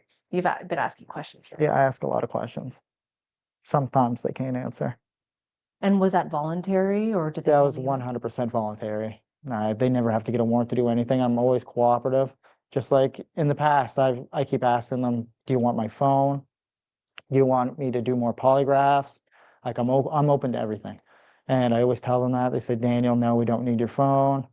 Daniel, no, it's not necessary to do any more polygraphs. So at this point, I'm very cooperative, you know. And when they did up the paper for consent on my DNA, they fill in the paper, May 2nd, missing persons case for Jack and Lily. And then they go through it. And then there's the box checked for criminal involvement, no criminal involvement. And they check the box for no criminal involvement. And I put my signature on it, and there was my consent. How did you feel when you saw that box was checked? Very happy. But I've known since the start that I'm 100% innocent. But to see investigators say that to me before, but then also, see it visually with my own eyes, it was a big thing. So it's your understanding. Interesting. There's a lot of dry mouth there, 100%. Nerves. That's why, because my mouth also gets super dry. And I don't do any kind of drugs or whatever, that I don't get the cotton mouth or whatever it's called. But Daniel suffers from dry mouth in this interview for sure. There's a lot of eye blocking going on, but I don't see any like stored energy trying to sneak out with the leg bobbing that we've seen in Rob McCammon. But the most interesting one to me is during that question, he sits up and now he's covering himself. He seems very subdued also,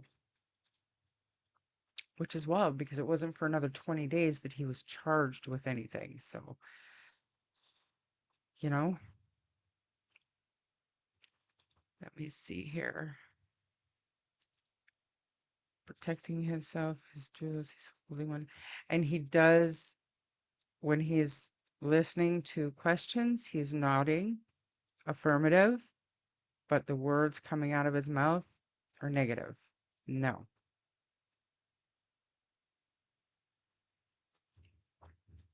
Not likely to be genuine. And that's my point. But I think that at some points he might, it's human nature. I mean, to be in this posture for the entire interview, except in that one answer, when that one question was asked of him. Keep in mind, this is probably a much longer interview that's been cut and spliced, so we don't know what precipitated him changing positions, but that one question and the answer, he certainly kept that posture where he was protecting his vulnerabilities.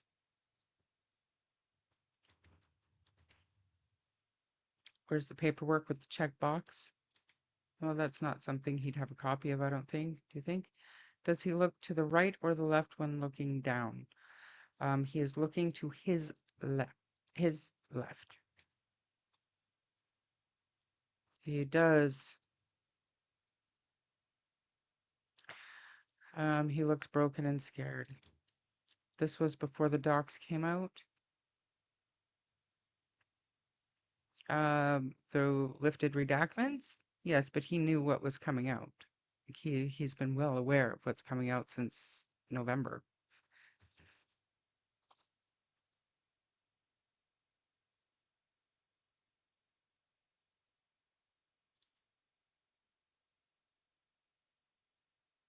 I think he fears Malaya is talking.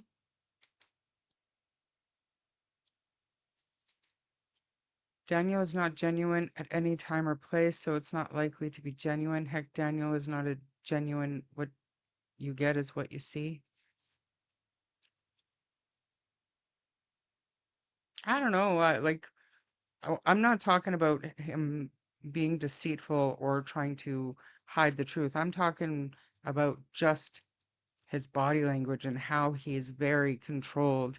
He doesn't want us picking his I guess behavior apart, his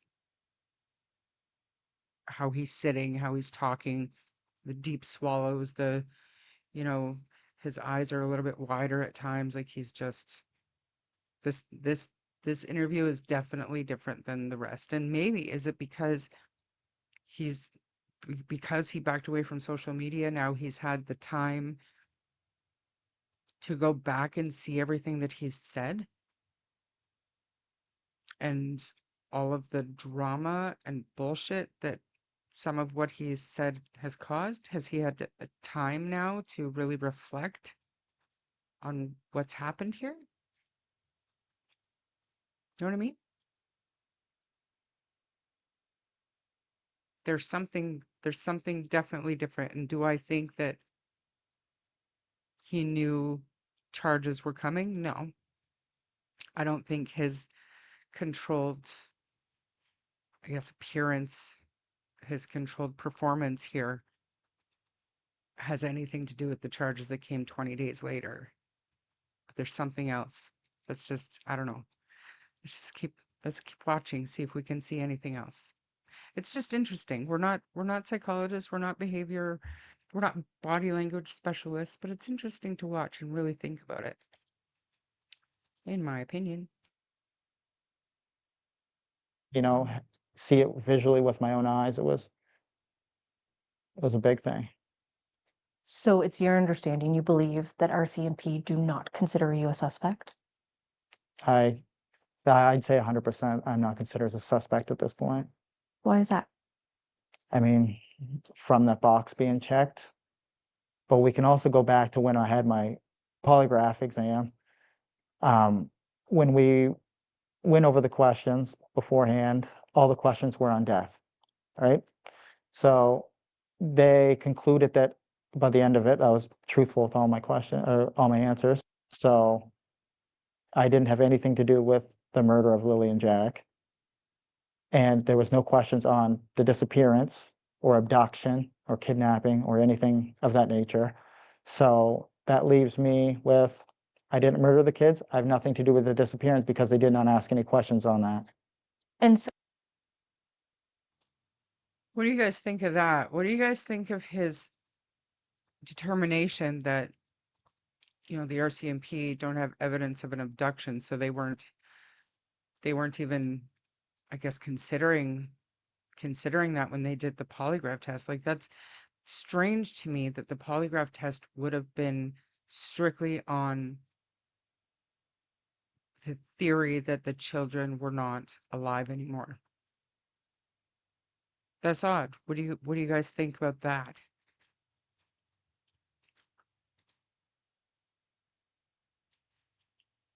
Can't help certain things that are just muscle memory. Yeah. And that's what I mean. It's a instinct, and it's not an instinct that you have to think, oh, I have the instinct. There's no thought to it. It just happens. I don't know. I know I'm not bad. I'm not too far behind in chat, but I'll get to your answers. He said laying there at night, doesn't he? Did he?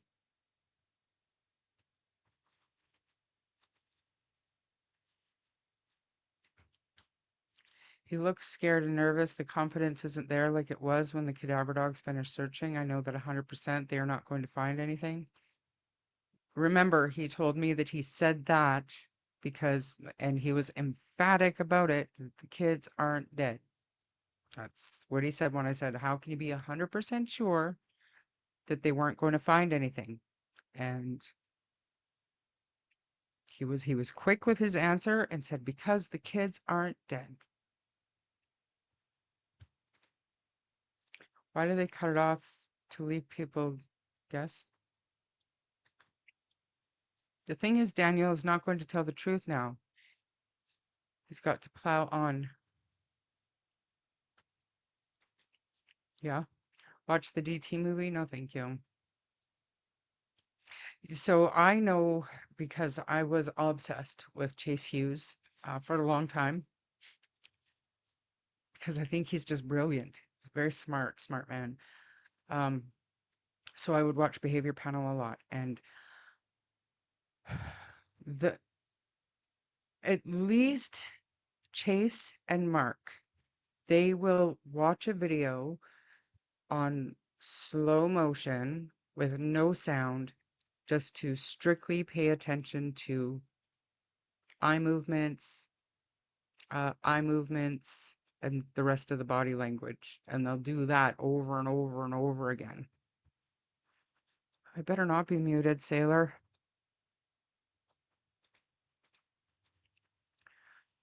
He does a lot of that eye thing that Princess Di did, almost 30.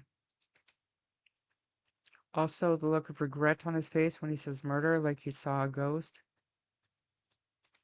Because they did not ask me any questions on that.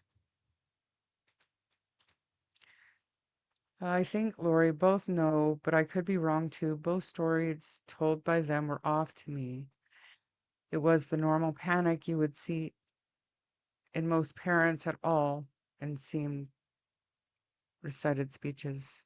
It wasn't the normal, yeah. Daniel can play any part from high to low, in my opinion. He knows everyone is watching his every movement and facial expressions. Right. Exactly. He is, and there's one point where he messes up, or he thinks he messes up, and you can see him do the slow blink. Like, honestly, you can actually see it. He might as well have one of them word bubbles pop up. Oh, fuck. You know, we'll keep watching, see if we can find it, but.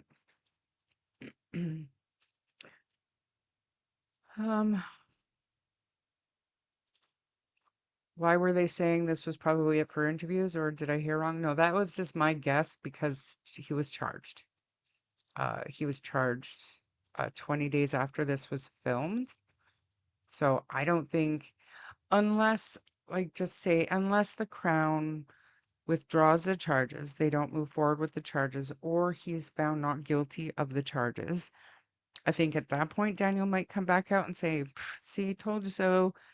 Other than that, I don't think that he'll want to be in front of the camera anymore.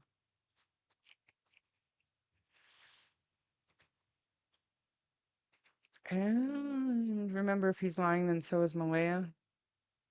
Maybe. Slow motion is good. Go back, rewind. Okay. To where? I will. It's crazy, isn't it? Isn't it? Like what they actually do and the information they have. It's crazy. He looks like he's struggling to stay awake. I think it looks like he's struggling to get his words out. He's very out of character. All right. I'm going to go back to here and we're going to continue on. We're going to keep banging away.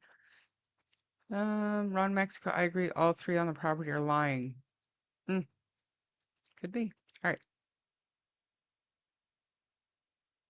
On the disappearance or abduction or kidnapping or anything of that nature. So that leaves me with, I didn't murder the kids. I have nothing to do with the disappearance because they did not ask any questions on that. And so you mentioned that in the polygraph, they didn't ask you about the disappearance and whether you had anything to do with it. But I'm going to ask, did you have anything to do with the disappearance of Jack and Lily? No, Did you kill them? no. What do you think happened to them? At this point, I'm completely just not sure. I mean, I've thrown speculation out in the past and, narratives that I think, or theories that, what I think may have happened. But at this point, I have to just go with. Personally, for me, I think that is one of the points where he thought, oh, I fucked up. I said narrative instead of theory. That's just my thought. What the RCMP say, because they have so much information, they have more resources, and they're the ones that are fully invested in this case. They have the, intellect and professional training to do what they do. It's been 8 months, and I know a lot of people think that, the kids are not alive anymore, but I hold out hope 100%. I'll always hold out hope every day because there's no reason not to. Do you think it's criminal? Yes. But it will not pivot to a criminal case or a criminal investigation from a missing persons until they have a suspect. And Okay, Lynn, I want to bring this up because I didn't know how to word it, but okay, did he more or less just say that it's like, dang, they didn't ask me if I disappeared the kids, so that means he didn't disappear them. Did you guys get that too? I did. I did. I'm just gonna jump back and then I'll come right back to 514. Did you kill them? Polygraph questions. I'll jump forward again, but for now, I want to see if you pick it up. See what you think. yeah, um, when we went over the questions beforehand, all the questions were on death, right? So they concluded that by the end of it, I was truthful with all my or all my answers. So I didn't have anything to do with the murder of Lily and Jack. And there was no questions on the disappearance or abduction or kidnapping or anything of that nature. So that leaves me with, I didn't murder the kids. I have nothing to do with the disappearance because they did not ask any questions on that. What do you think of that? Are we overthinking that part? Because that doesn't sound like the regular way Daniel would explain like to me, like that maybe he explained it wrong, but it sounds so asinine. Well, they didn't ask me, so obviously, obviously I didn't do it. They know I didn't do it because they didn't ask me. It's kind of right.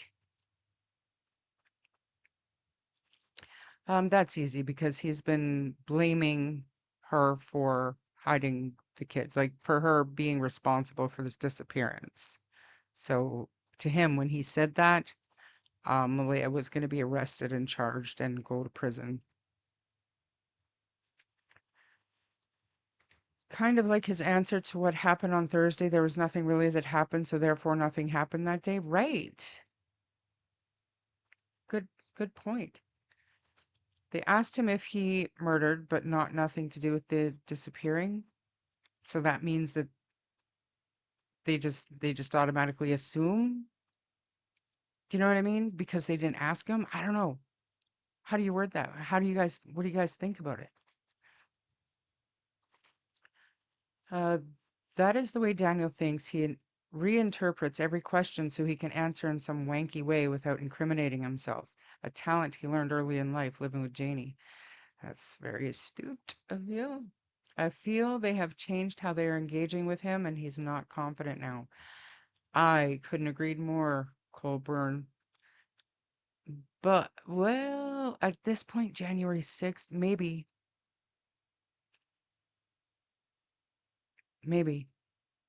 But I think his lack of cockiness would have more to do with him being offline and less, I don't know. He's probably still reading everything online, but maybe going back, a little bit of self-reflection. Are these types capable of that? Nobody asked the right questions in the polygraph. It makes you wonder why. Why didn't they ask? His answer makes no sense. They didn't ask, so therefore I didn't do that. Right. Wishing it away as hard as he can. Put his foot in his mouth. Maybe what he meant was they didn't suspect him of giving the kids to anyone, so they asked about murder. Why not just throw in a question about the disappearance, though? I don't know. It's wild. Um, Maybe he thinks they wanted to rule out murder. I don't think he's good with words sometimes. Fair. I think he means they didn't ask him about disappearance, that he thinks they didn't ask because he answered he didn't kill the kids. Aren't those two different things, though? I don't know. Let's find where we were before, right around, back a few seconds, right around there. Okay. They have a suspect and they're going to be investigated and then, you know, formally charged. Do you get any sense from RCMP that they believe this is criminal?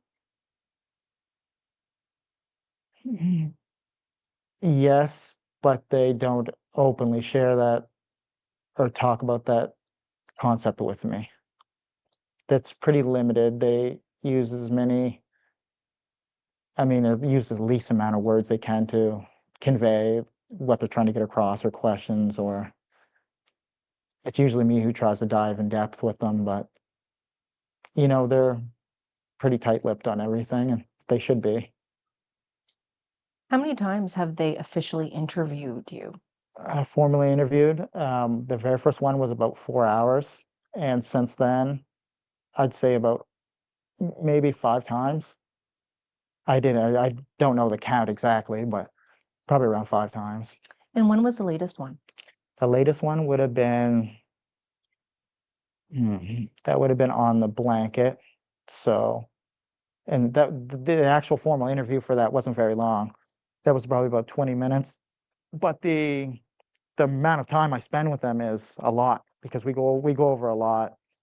It's just me asking questions and how can I help them, and so it's usually like an hour and a half to 2 hours. I only plan on being there for 20 minutes or whatever they have to do with me, but it's just like we just keep talking. And so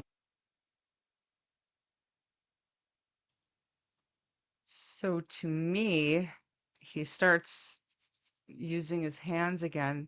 That's almost more confident in answering those particular questions. Do you know what I mean? Maybe. And far apart his legs are, he's really occupying the space. It's entirely possible he's not telling the truth about poly questions, but I always go back to when I wonder that, I always go back to, so the people that gave him the poly know what questions were asked. So if he's going to go out in public and lie about something, why would he lie about something the RCMP would know he's lying about? So that's kind of where I base my scale on believability with Daniel. If it's something that the RCMP know, he's not, to me, just to me, he's not going to fabricate that because they're going to be like, why'd you lie about that? That's weird. You know what I mean? I don't know about that. Shar, this is mind games. We've entered the twilight zone in this case. Long time ago, Lori. Agreed. He rocked a bit. And more confident answering that question. He's back to his common, talking with his hands, just kind of, you know, he's not as guarded and controlled because I think he's more confident answering those particular questions. He thinks a tick in the box is proof of innocence. This is where his intellect lets him down. Right. And I mean, I wonder about that too. Like, just say, for the sake of argument, that there is a some kind of box. Isn't the purpose of taking, I mean, yeah, it's to rule out. So if there's DNA on the blanket, just say there's DNA on the blanket, and they assume Daniel's DNA was going to be on the blanket, so they want that to identify that as the source of the DNA on the blanket. That leads me to believe there's more than one source of male DNA on the blanket that was found. Or the DNA on the blanket, they're trying to determine the manner in which that DNA got there. And so that's the purpose of taking DNA, to ascertain whether or not it's criminal. That's just my opinion. I don't know for sure, but those are my thoughts. You have to realize that he's been through hell, and I cannot imagine the stress. If he were guilty, then he'd be a ball of stress, and if he wasn't, then his life has still been turned upside down. Agreed. Repeating the question, the person that asked, it is a way to give you time to come up with a lie. That's true. Glad you don't think we're overthinking it, Lynn. Like, I don't like picking things apart like this, but it's interesting. Instead of just listening and taking it all in like I always do, just okay, I'm going to take it all in, and then I'm going to be, I'm going to have my own thoughts about it, but I'm going to try to look at it in a non-biased way. This is a little bit different because I'm looking for shit now. See how he really explains the DNA taking procedure, just like the poly. Remember, he took those criminal courses. I bet that was to make it seem less suspicious than if he was actually researching. Has anyone noticed that if you scramble his name up a little, you get denial? I'm just saying. So quite the mind you've got there. Now the hand movements in this question, right? Confidence. I think that speaks to confidence in his answers. Fishing for answers, maybe. It's amazing what the human mind can do when one buys into one's lies. Fair. I believe he's not always truthful. The RCMP don't have bodies, so he's confident and can lie if he wants. Maybe.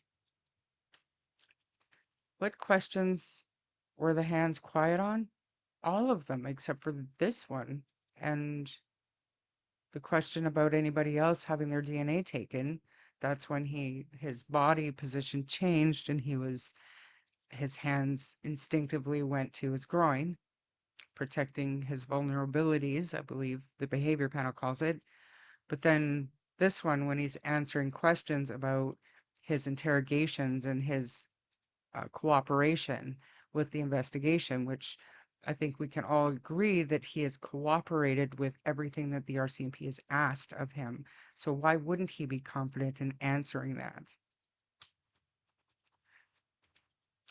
I see when someone is leaning forward as confident, like some detectives do when they're interrogating someone. And what are the odds that Daniel has researched that, has learned that, and specifically chose that posture to take during this interview because he doesn't want social media picking apart his every blink. I think it's a good chance. Is the DNA collected the same way for convicted people as for family of missing persons? I mean, they do swabs sometimes. They drew blood for Daniel. I don't know what the difference is. Not always, no. Like if somebody's a suspect and they get like a warrant for DNA, they'll do a swab. Russell Williams, they took a swab right in the interrogation room. I'm leaning up and down over breathing is not to notice nerves. Daniel is not confident at all. He's very nervous for sure, but he's more confident in answering those questions about his cooperation in the investigation. He's done everything the RCMP have asked of him. It's not he's confident, but he's confident in the answers to those particular questions. Just my opinion. Does she? Yep. If a documentary is made, Daniel would like to improve his acting some. I would suspect. Yeah. We'll see how these charges go to see if he'll agree to participate in any documentary. They're eliminating the possibility it was planted by Malaya's family. I thought they just took a giant Q-tip and put it in the mouth. Sometimes. No way we will have the ability. No way will he have the ability to self-reflect. I mean, I tend to agree with you. But he also has a lot of people who do have the ability to self-reflect. And they could be talking. I mean, if they were really his friends, they would be trying to tell him the damage he's done to himself through his own behavior, guilty or not.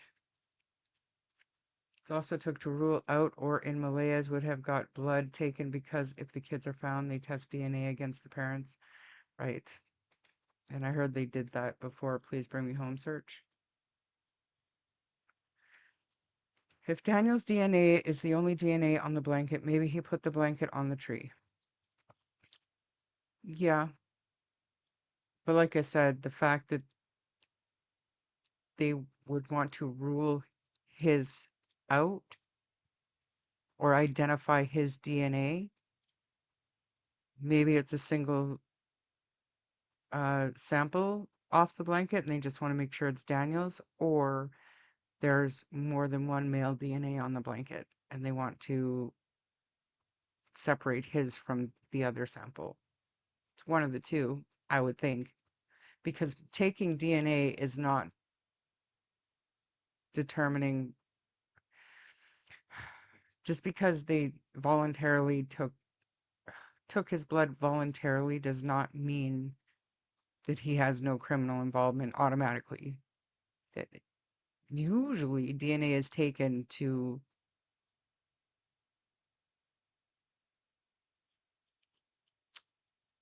I don't know, test against something that was found.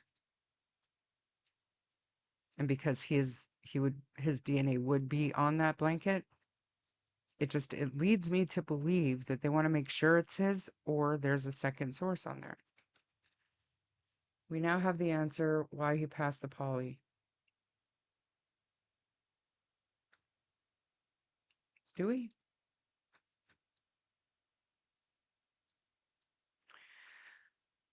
He's the only one really doing interviews. He's the one to be picked apart right to his movements. I am not saying he's not guilty, but he is the one facing the bulk of it because he's talked. Exactly. Agreed. All of the interviews with him, Cindy and Malaya's friends, not one person has expressed concern for Jack and Lily and how they are, etc. I think they all know no one has pleaded, not one person. Right? The only time we ever got close to that is Malaya's letter, or in some of Daniel's earlier interviews. If anybody knows anything, call your local RCMP, whatever.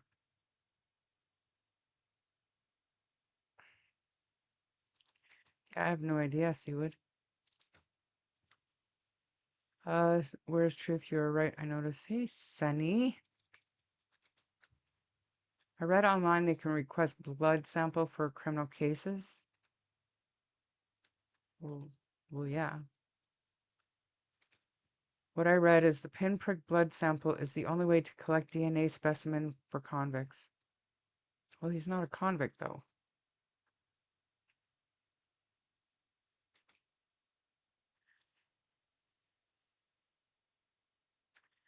That is simply not true. Maybe not to the degree that most would like, but they don't say they haven't once asked.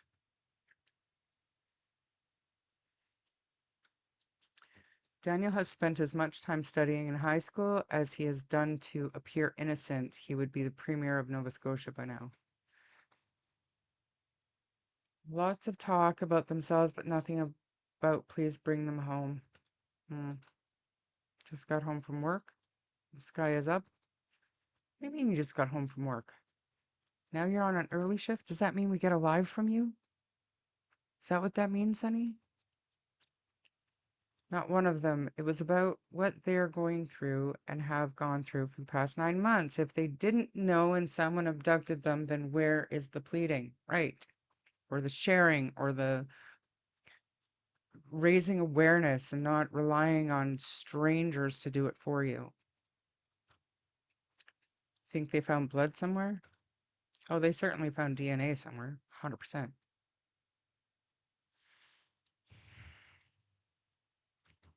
I didn't realize that awkward moment in the other CBC interview with Cheryl until I saw that Mike guy play it, right? I didn't, and we're gonna watch after. It didn't even occur to me that that wasn't the interviewer asking Cheryl why she teared up. That was Cindy, y'all. That was Cindy who asked Cheryl What was wrong? Why was she tearing up? That was Cindy. That's fucked. We'll watch it. Hmm. That's not a no. Hey, everybody, Sunny's going to do a live later. What about the math mat kind of looked like blood? No, not a clue. Not a clue. But I mean, allegedly, that it had nothing to do with the case. It wasn't connected at all. This DNA that he was taken, that he had given, was for the piece of the pink LOL blanket. That's what I've been told. Who found the boot prints at the pipeline and who found the piece of the blanket? Allegedly, it was Malaya's friends and or family who found both.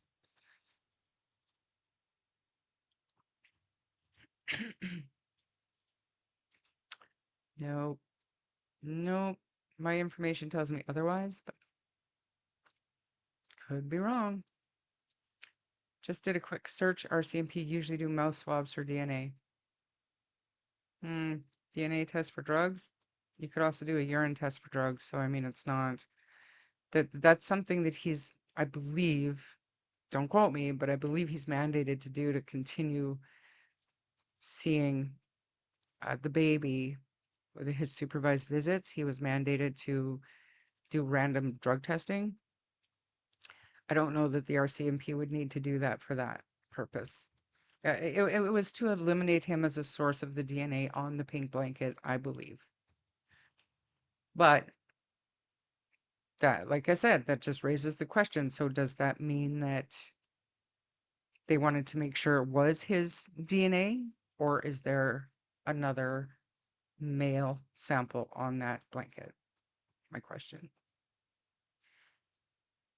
I do not believe so, no.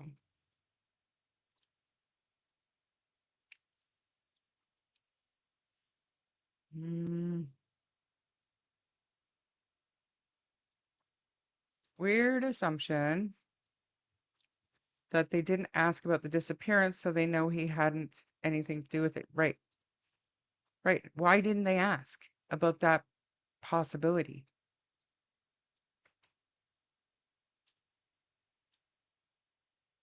It's weird. I wonder if more than one male DNA showed up on the blanket. That's my point. I betcha. It was confirmed by Cheryl. It's not Cindy. Was it?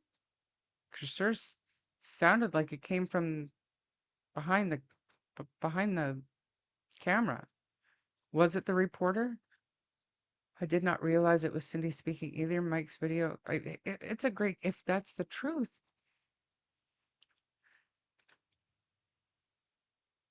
Okay. You want to come up? Does everybody want to see Sunny? Does everybody want to see Sunny Justice? Just a minute. Let me. Can you guys see my screen? You probably can. I got to take it and move it.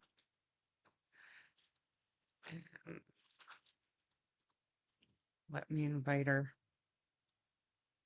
I'll just put it in the creators chat because it's top. I don't want to scroll down to find you. Here you go.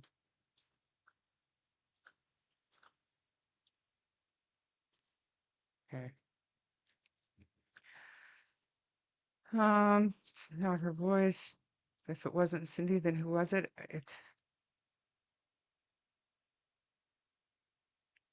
Oh, does she? Okay.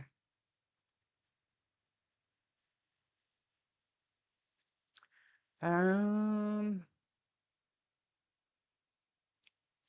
through really quickly, just waiting for Sunny. Who is to say they didn't ask other questions during the polygraph? We are only getting what Daniel is telling us. That's true, but more than just Daniel has said, there were only 4 questions on the poly that they got. So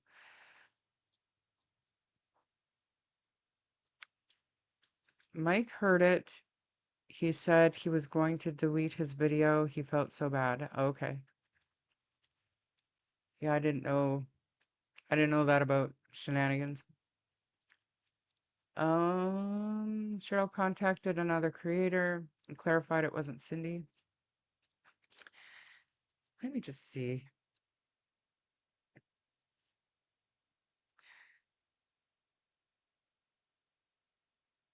Okay. All right, Sunny, she said.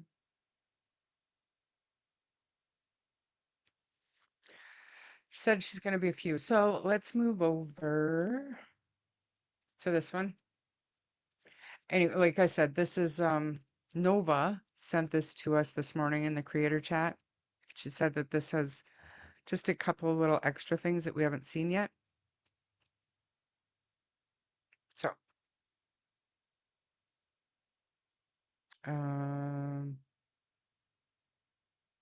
let me know if my sound doesn't work.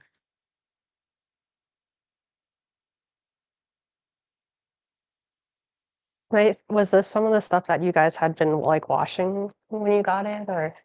We didn't get to this stuff because it just became too overwhelming, but Okay. this was some of Jack and Lily's belongings from Lansdowne. Blankets, once cherished by 6-year-old Lily and 5-year-old Jack Sullivan, now reminders. It was one of her favorite blankets. Okay, yeah, it's got the cherries on it. Yeah. Every blanket she had was her favorite, especially if it was pink. Cheryl Robinson and Angeline Maloney Arsenault are both close with the children's mother. They've spent the last 9 months doing their best to offer support since Jack and Lily disappeared, a mystery that remains unsolved despite months of searches. Happy kids. Very happy kids. Always excited. They love their mom. They love their grandmother, and they loved each other. They fought, but they loved each other. What was Lily like? Very girly. She got excited easily. Loved her dolls. She was just very outgoing and cutest little thing. Jack loves his dinosaurs. Loved to play with his toys. Jack was more quieter. He was on the quieter side. The story of Jack and Lily Sullivan has captured international attention and continues to gain traction online, with true crime channels trying to make sense of the case. It all started on May 2nd, when both kids seemingly vanished. At their home in Lansdowne, Nova Scotia, early that morning, the children's mother, stepfather, and his mom all say they heard the kids playing as they dipped in and out of sleep. When they awoke to silence, they all ran outside, and at 10 o'clock, their mother called 911. The 6-year-old is the girl, I believe, and she's wearing pink according with blue dinosaur boots. So yeah, I think that's all we kind of have right now. I just happened to scroll Facebook and I saw the post from the RCMP that Lily and Jack were missing. And we decided we would go over and help look for them. My coworker at lunchtime, she brought it up and she started reading like the whole thing out loud. And when she said the two names, I was like, hold on, like, wait a minute. And I just grabbed my phone and called Malaya and I was like, are your kids missing? And she said yes. And she was very upset. How would you describe the scene that day? Chaotic. It was very chaotic. It was very stressful. RCMP teams and hundreds of search and rescue volunteers descended on the property, presuming that Jack and Lily wandered into the nearby woods. But Robinson says right away, things didn't feel right. We had asked for an Amber Alert a few hours after the kids had went missing, and we were told that it didn't meet the criteria because apparently you have to have like a suspect or reason to believe that they could have been abducted. So that was pretty disappointing. The ground search and rescue people. Staff Sergeant Rob McCammon is with the Nova Scotia RCMP Major Crime Unit. We didn't have the necessary pre-qualifiers to issue an Amber Alert. However, we did issue vulnerable persons alerts related to the disappearance of Jack and Lily. With little information from police, rumors have been swirling about potential suspects and whether their mother, Malaya Brooks Murray, or their stepfather, Daniel Martel, had anything to do with it. Both deny knowing what happened. I wouldn't say anybody's a suspect. Again, we continue to gather information and whatever evidence that we are able to find, and we'll make our decisions based on that. But we are not in a position to really comment on suspects or anything like that at this time. RCMP did charge Martel on January 29th with assault, sexual assault, and forcible confinement related to an adult complainant. He did not respond to our request for comment on the charges. Weird. Did not respond to a request. Hi, Sunny.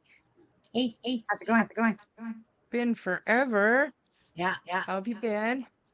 good. I'm hearing an echo though.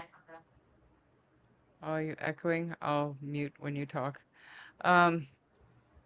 So people they're wondering, and I guess it's a good point. Like, what did you make of Cheryl and Angeline laughing at that point? Trying to remember the interview. Just a sec. I can go back to. Can you go back to that? Sorry, muting again.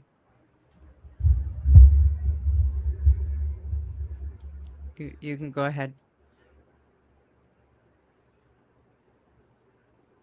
Are you going back to that part where they were laughing? Because I watched the whole thing when it came out. But what part were they laughing again?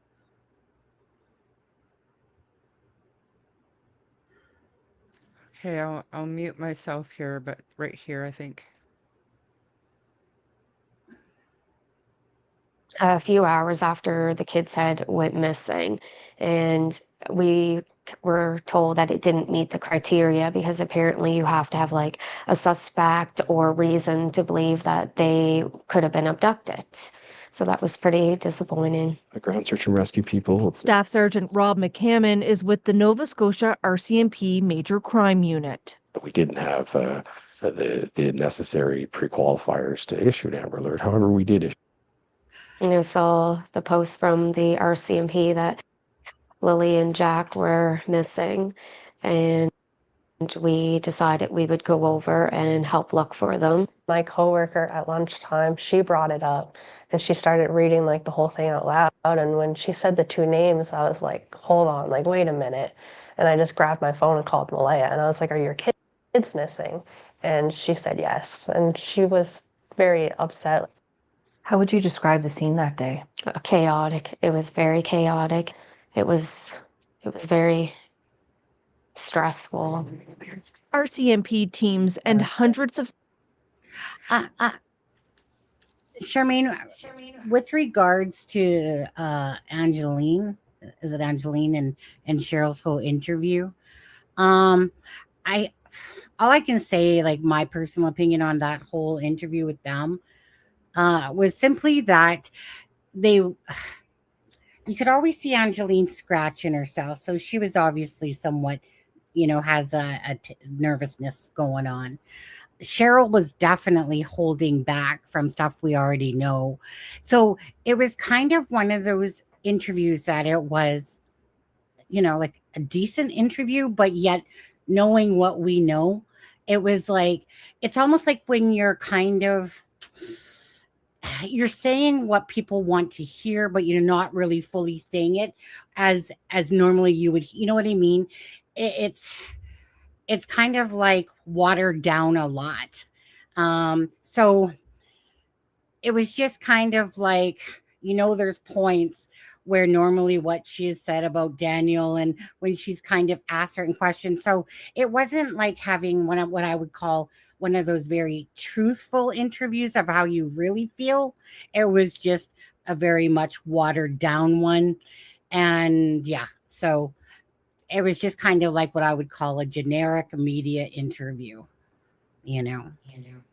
Right, and I think that I think it was very prepared. Like, I think that they probably were aware of the questions that were coming and how they were going to answer them. Mm. Because my opinion, just because they all guard Malaya, and Bonnie, is you're saying you think that we should reach out to Malaya's side to try to get them to talk. Like, we have been the entire time, like for 9 months we've been trying, and the only person that was somewhat successful is Sunny, Yeah, who and then I you didn't can get talk blocked. about your conversation with her. Yeah.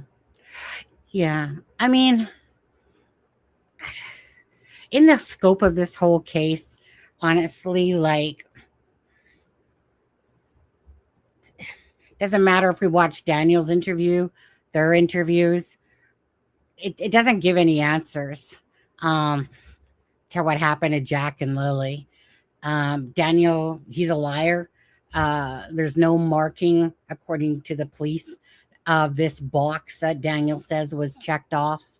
Um, so there's nothing that I can believe that ever comes out of his mouth. The interview was very, like I said, it was just one of those nice watered down interviews, but it wasn't like you were getting, like, if I was in an interview, you're going to get the honest answer out of my mouth.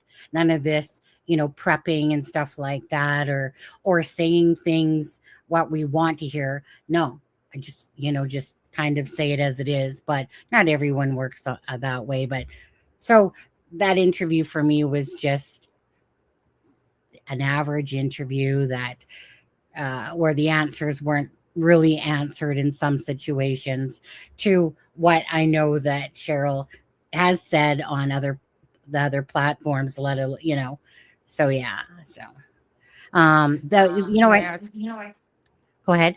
can I ask you where Ron is asking about the checkbox? Where Yeah. who confirmed that with the police? I'm not that one. I'm not going to say the source, but you can either take it with a grain of salt, but I'll take it with a high grain of salt of where that came from. So that one I'm not going to out the person, but I Yeah. know it's like Yeah, no, excellent me source. too. And I remember the form, like I Yeah, said, back in the day when I was in college, and we saw all these types of forms, and from my memory, it was like whether or not the case was criminal or not criminal. It wasn't the individual, because that's yeah, kind of why they take DNA, to ascertain whether or not the criminal involvement. You know what I mean? Like, they don't, I don't know, unless it was something specifically created for Daniel's benefit. I yeah. can't see it.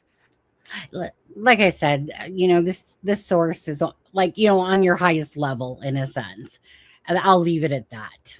Because there's certain things that you have to respect those. So either you respect my answer or you take it with a grain of salt, whichever. All I know is that there was no box anyway, but it was confirmed. That's where I'll leave that at. But the most I took out of all of that whole 5 videos that were within that thing was the new videos for Jack and Lily, some more gorgeous pictures of Jack and Lily. That was the most heartbreaking, because every time you see those videos of Jack and Lily, or pictures that you haven't seen, or videos, stuff like that, you just can't, it always just brings it always to reality of 2 children are missing. Lots of BS going on with this whole case, and just waiting for the answers. Yeah, and that's what I keep saying. So apparently somewhere in this video, you're in this video somewhere. Yeah, Nova sent it, and it's near. I think it's near the start. They just show, it's from when I was on, the one with, who was it with, Allie? No, I think it was from when. Who's the one that did that? I can't remember. I was on 2, but I remember that. It was just about true crime. True crime community trying to figure out it right there. Yeah. Yeah. So Here it is with Kent. It just happened to be is that one with that Kent? I'm not on. Yeah, Kent is there. I'm not on there. My face is on there, but it is what it is. I think there was in the actual one. I think all of three of us were on. That was just a little piece. Yeah. They want to down Belinda for not seeing the kids for a year and a half, but neither of them had either. So how do they claim to not, yeah, to know so much? I mean, true enough, but that could come from them spending so much time with Malaya since then. But I do think, and Sunny can correct me if I'm wrong, but I think that Angelina was the friend that Malaya kept. Isn't she the one that was still in contact with her the whole time? Not sure if that was her or not. And I think her name, isn't it Angeline? Yeah, I'm pretty sure it's Angeline. But isn't she the psychic? Is Angeline the psychic? Or is No, that a I think the different one? psychic, I think it was Shelby. I think that's Cheryl's Oh, is sister was Shelby the the psychic psychic. one? Oh, okay. Uh, well, then, hey, Shelby, go ahead. Tell us. The kids are alive. Where are they? You know? Yeah, no shit. So do you have any news or updates? Like I didn't realize I looked at my time and I'm already 2 hours 45 No, minutes and I'm real deep into the whole Nancy Guthrie case. I've been watching that since day one. I was deciding if I was going to cover that today, to be honest with you. It's like I've been intrigued with that case. It's weird. It's weird. I mean, Charmaine, seriously though, how many times can they keep going back to the Nancy's home? 4 so far, Yeah, including like crazy. late last night. Last night was Annie's house, right? Last night, Yeah. but that's crazy. That's three times for Annie. What, four times? But it's just crazy. But anyways, I've been knee deep in that one, watching it. Yeah, Yeah, and like it's crazy to think that after all this time and they keep securing the scene and then they release the scene and then I resecure it and then release know, it. And then they've been crazy. at Annie's a couple of times. Yeah, And then last night they're doing, according to JLR, they took luminol in there and then flashing pictures. And yeah, crazy. Justin, like I was telling the channel earlier that I just happened to, because I was trying to catch up on that case, and Justin's Yeah. getting like 97,000 views Oh on his yeah. videos. Like he's worked so hard. Honestly, like JLR has like 32K in his watch. Anyone that's covering this case is, usually up in the thousands. So, I keep this one. Honestly, this one is one of those ones that I've I've done it a few times where I'm just following it, but I'm not doing lives on it. But it's a very intriguing case, like really intriguing. It's sad. What do you think? What do you think? What do you think happened there? I honestly, I wouldn't be surprised if it's like the son-in-law, that it works out to be the son-in-law, and perhaps, maybe, I don't know, like his wife was a writer, right? Is a writer, so I don't know. It won't surprise me if it comes back to perhaps the son-in-law, and maybe someone from his culture that's like that's doing all the, we'll call it like hacker type stuff, because that's really what it is. It's like when you use a VPN and then you hide it, but it's not just like a basic, right? You got to go layers and layers deep. So the people that have that type of knowledge can like, it's so hard to figure out where it's coming from. It can happen for sure, but it seemed like it's just weird. So I just won't. What about you? I just won't be surprised if it comes back that the son-in-law, perhaps what daughter there, Annie, have some intertangle in all this for sure. I don't know. That's how I kind of feel right now. I don't think, I don't know. I don't think they would have gone back to Annie's house and had luminol and taken pictures and stuff. I think that Pascal is onto something when he said that something could have happened to her at the house earlier that evening, and she never ever did go back to her house, and the blood was planted and to Could set it up you to look know like something. that blood? Okay, so like that blood is so weird, and that's possible. I mean, I've thought of that as well. So you mean basically it seemed like she was there by the whole perception, but really she didn't get back home? Because you know what's so weird about that blood is that it's just in the front and then it stops. It doesn't go past that area. And if you look at one, it's almost like when someone takes like a little cup full of blood and drops it, and then it spurts in this one particular spot. But to think that there wasn't another droplet past that, what did you do?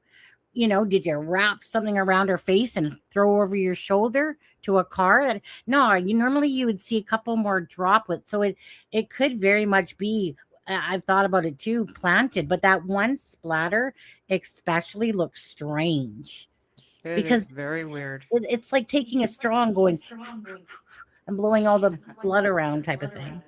Yeah, You that's know, wild.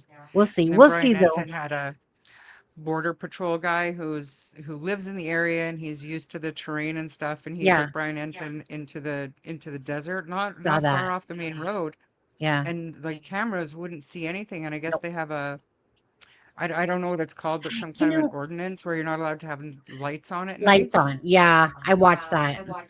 Yeah, That's nuts. Banfield, Enton. Uh, Only did I see JLR the other day because it popped up in my feed, and I was like, oh yeah, there's JLR, thick in it, because he always is when it comes to big stories, usually like that.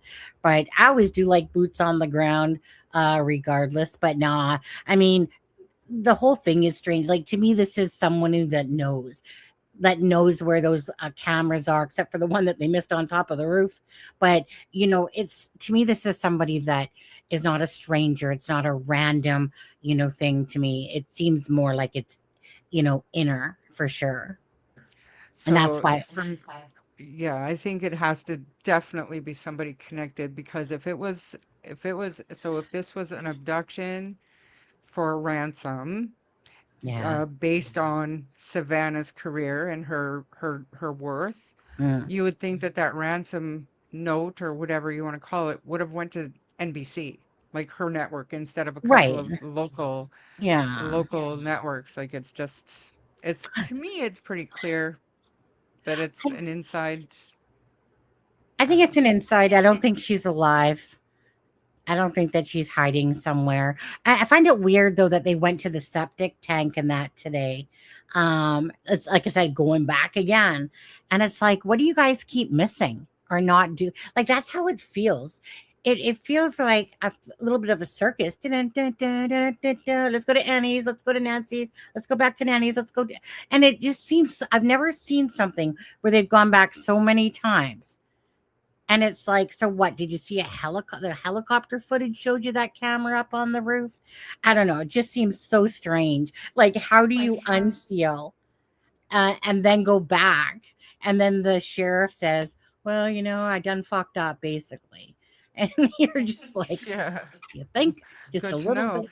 Yeah. I'm sure whoever's defense attorney is going to love that. I think that the ransom thing is a bunch of hogwash.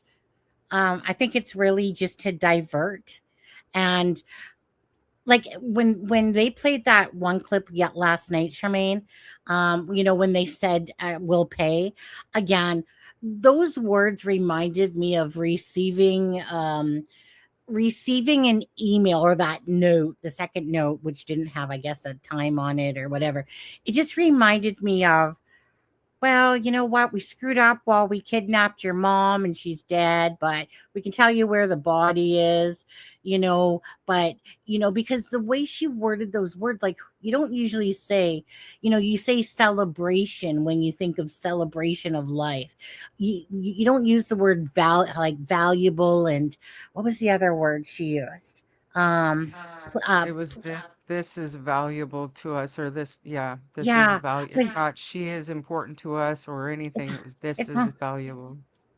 it came across like, we basically, dead or alive, we just want to know where our mom is and we're going to pay, because those words are just not words you would use. Like, they were very striking against something where someone's being told, well, you know what, accidentally, killed her.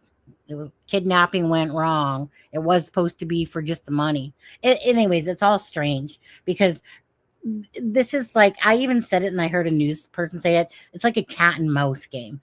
Like, honestly, when people are in it for money, they don't sit there and play these type of games. Just, you know what? We have her. Okay, here's a proof of life to show you of something. Give us our money and F off type of thing, right? Stick it in a Bitcoin and gone.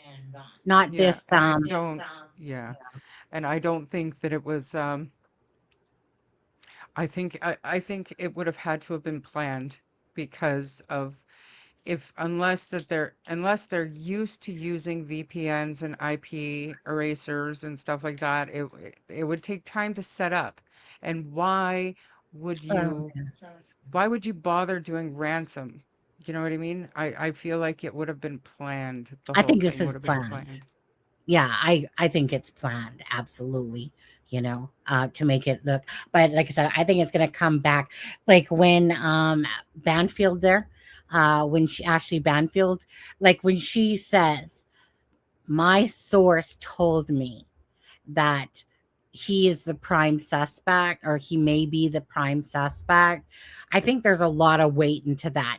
I mean, again, they were at their home last night again, right? For 3 hours, basically.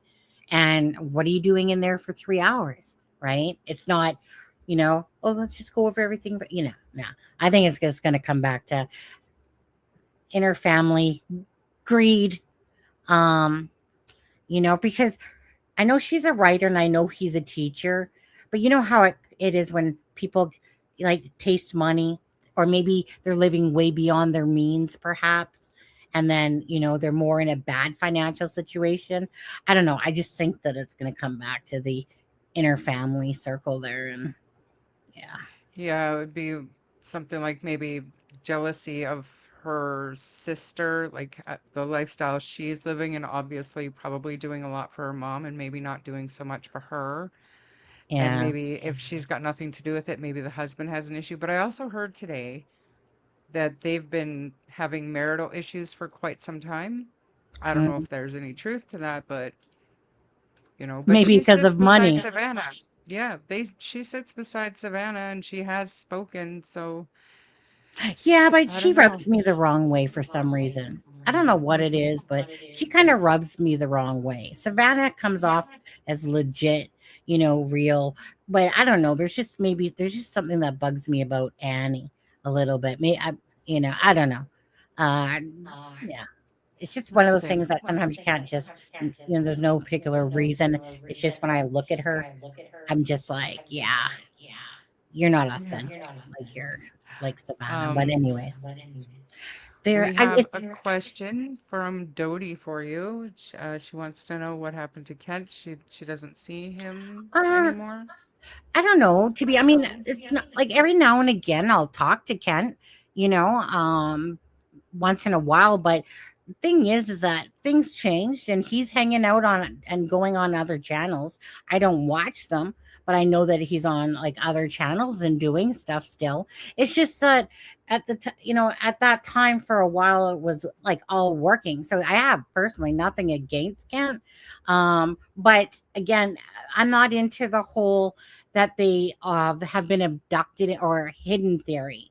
So after a while, I just can't even talk about it because I'm not even interested in hearing about that stuff anymore. So it's nothing against him, but just we're on two different things now. For a while, when you didn't really know, we each had our different thoughts going on. But I'm just not into listening to the whole that they've been hidden and that they're alive theory and stuff, right? If it comes to fruition, absolutely bonus. Can't see it happening at all. So it yeah, but he's still out there. Like he's still doing lives, right? On people's shows. Mostly crime lines and lies, I think. He'll go I think on. so. Yeah. Yeah. So yeah, So things do just you, do changed. you I have mean, got any? her channel up and going and you Yeah. know. Is there anything else you wanted to talk about? Like 3 hours, and I'm No, not. no, no. I I'll don't. let you go here. I'm gonna go chill back out and because I just got home from work, like I said. I'm on the early shift, so I was up at like 4:30, whatever. But yeah, Okay. it, I was thinking about doing a live, but on Nancy's. But no, there was just a couple things that I was, for that whole stuff for Jack and Lily. All I cared about the most was the new videos. Other than that, RCMP it will be up to them to find the answers for us and bring whatever to justice, and then March 2nd will be Daniel's, day in the court system there, and we'll see what happens there as well. Let karma take its course. Yes. Captain Injustice wants to know how you feel about Malaya is a victim theory. I don't think of I think Malaya as the victim theory, to be honest with you, at all. When it comes to the relationship and what she was in, again, I'm absolutely, I believe in always being accountable for every choice that you make. So is she a victim?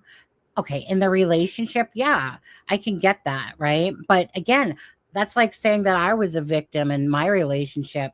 Yeah, some people might deem it that way, but I don't. I deem it as that was my choices. I stayed, and I didn't make any qualms about blaming somebody for my choices that led up to me being hit and kicked and all that stuff, right? You do sometimes things, but you learn from them and grow.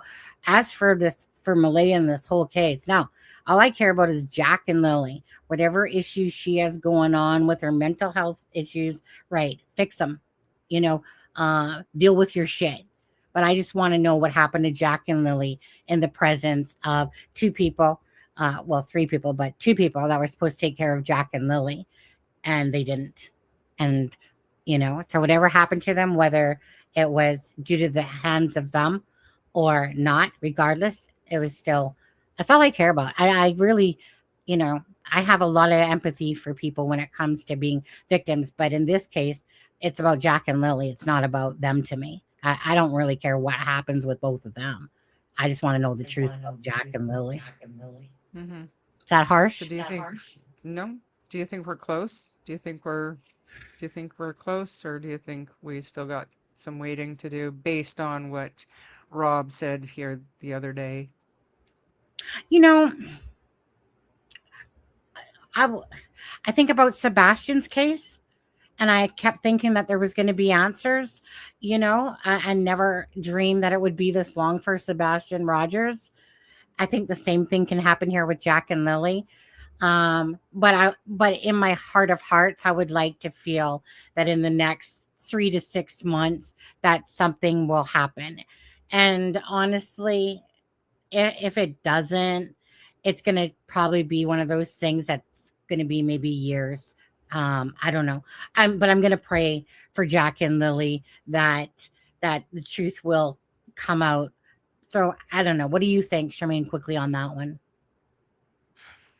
I'm the same. Like, I hope that we're close to something, and I think that Daniel's charges that he has to answer to in March, it sent a message, if nothing else, to Daniel that the RCMP are willing to move forward with, charging him. They're not his buddy, Yeah. and I'm hoping that as long as they go forward with the charges, I'm hoping that will give other people the confidence to speak up. And Yeah, I think that exactly. could start kind of a waterfall of information coming in, is Yeah, my hope. absolutely. Now, just quickly, I want to say one more thing. As for the blanket, okay, so the blanket, whatever had blood on it, he was called in for that exact same reason. I was told um, by, we'll just say, whatever, The source. that that Daniel, that they believe that Daniel planted that blanket, hence why he was called in, because the testing came back, um type of thing, and there was like blood on it or something like that. So I don't think it was to rule him out at all. I believe that what was said by, good source, um is probably true to that Daniel planted that blanket. I have myself, absolutely, okay, that guy absolutely planted that blanket, in my personal opinion. But anyways, uh that's just because I heard you talking about the blanket on there, but Yeah. yeah. I mean, I agree. So if somebody put it there and you can't make anything else make sense, but why then that leads you down the road? Why plant anything? Why are we planting anything? Like, so, Absolutely.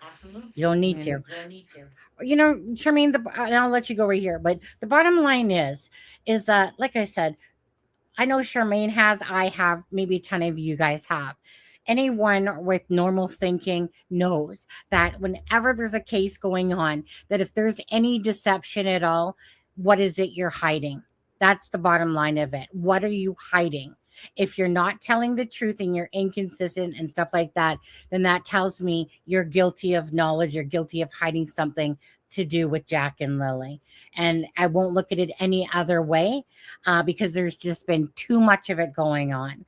And, so again, it's just a matter of time, you know, let the chips fall where they may.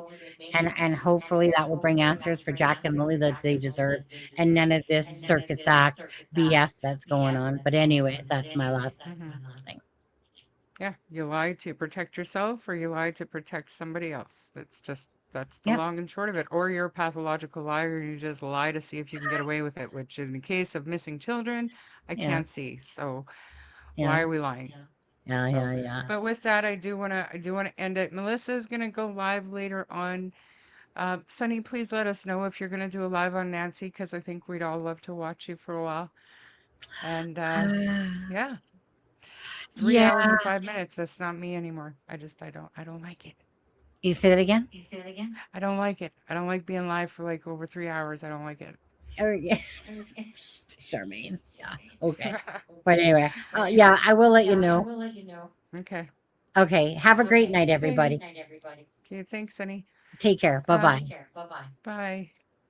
So thank you everybody for being here, and probably is it today Sunday? I will more than likely do a live tomorrow. It depends.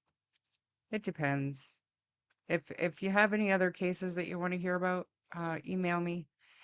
I don't. Today was a little bit different. We dove into some other stuff. Remember to go check out the Borderline.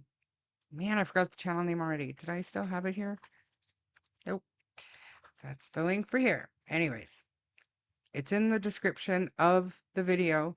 Go in there, get the link for that for the video we watched at the beginning. Please go and watch it. It's excellent. Thank you, Melissa. She's awesome. And yeah, justice for Jack and Lily. We'll keep talking. Even if we're not talking directly about Jack and Lily, we will keep talking about the things that could be impacting the case. So have a great night, everybody. Bye. We're going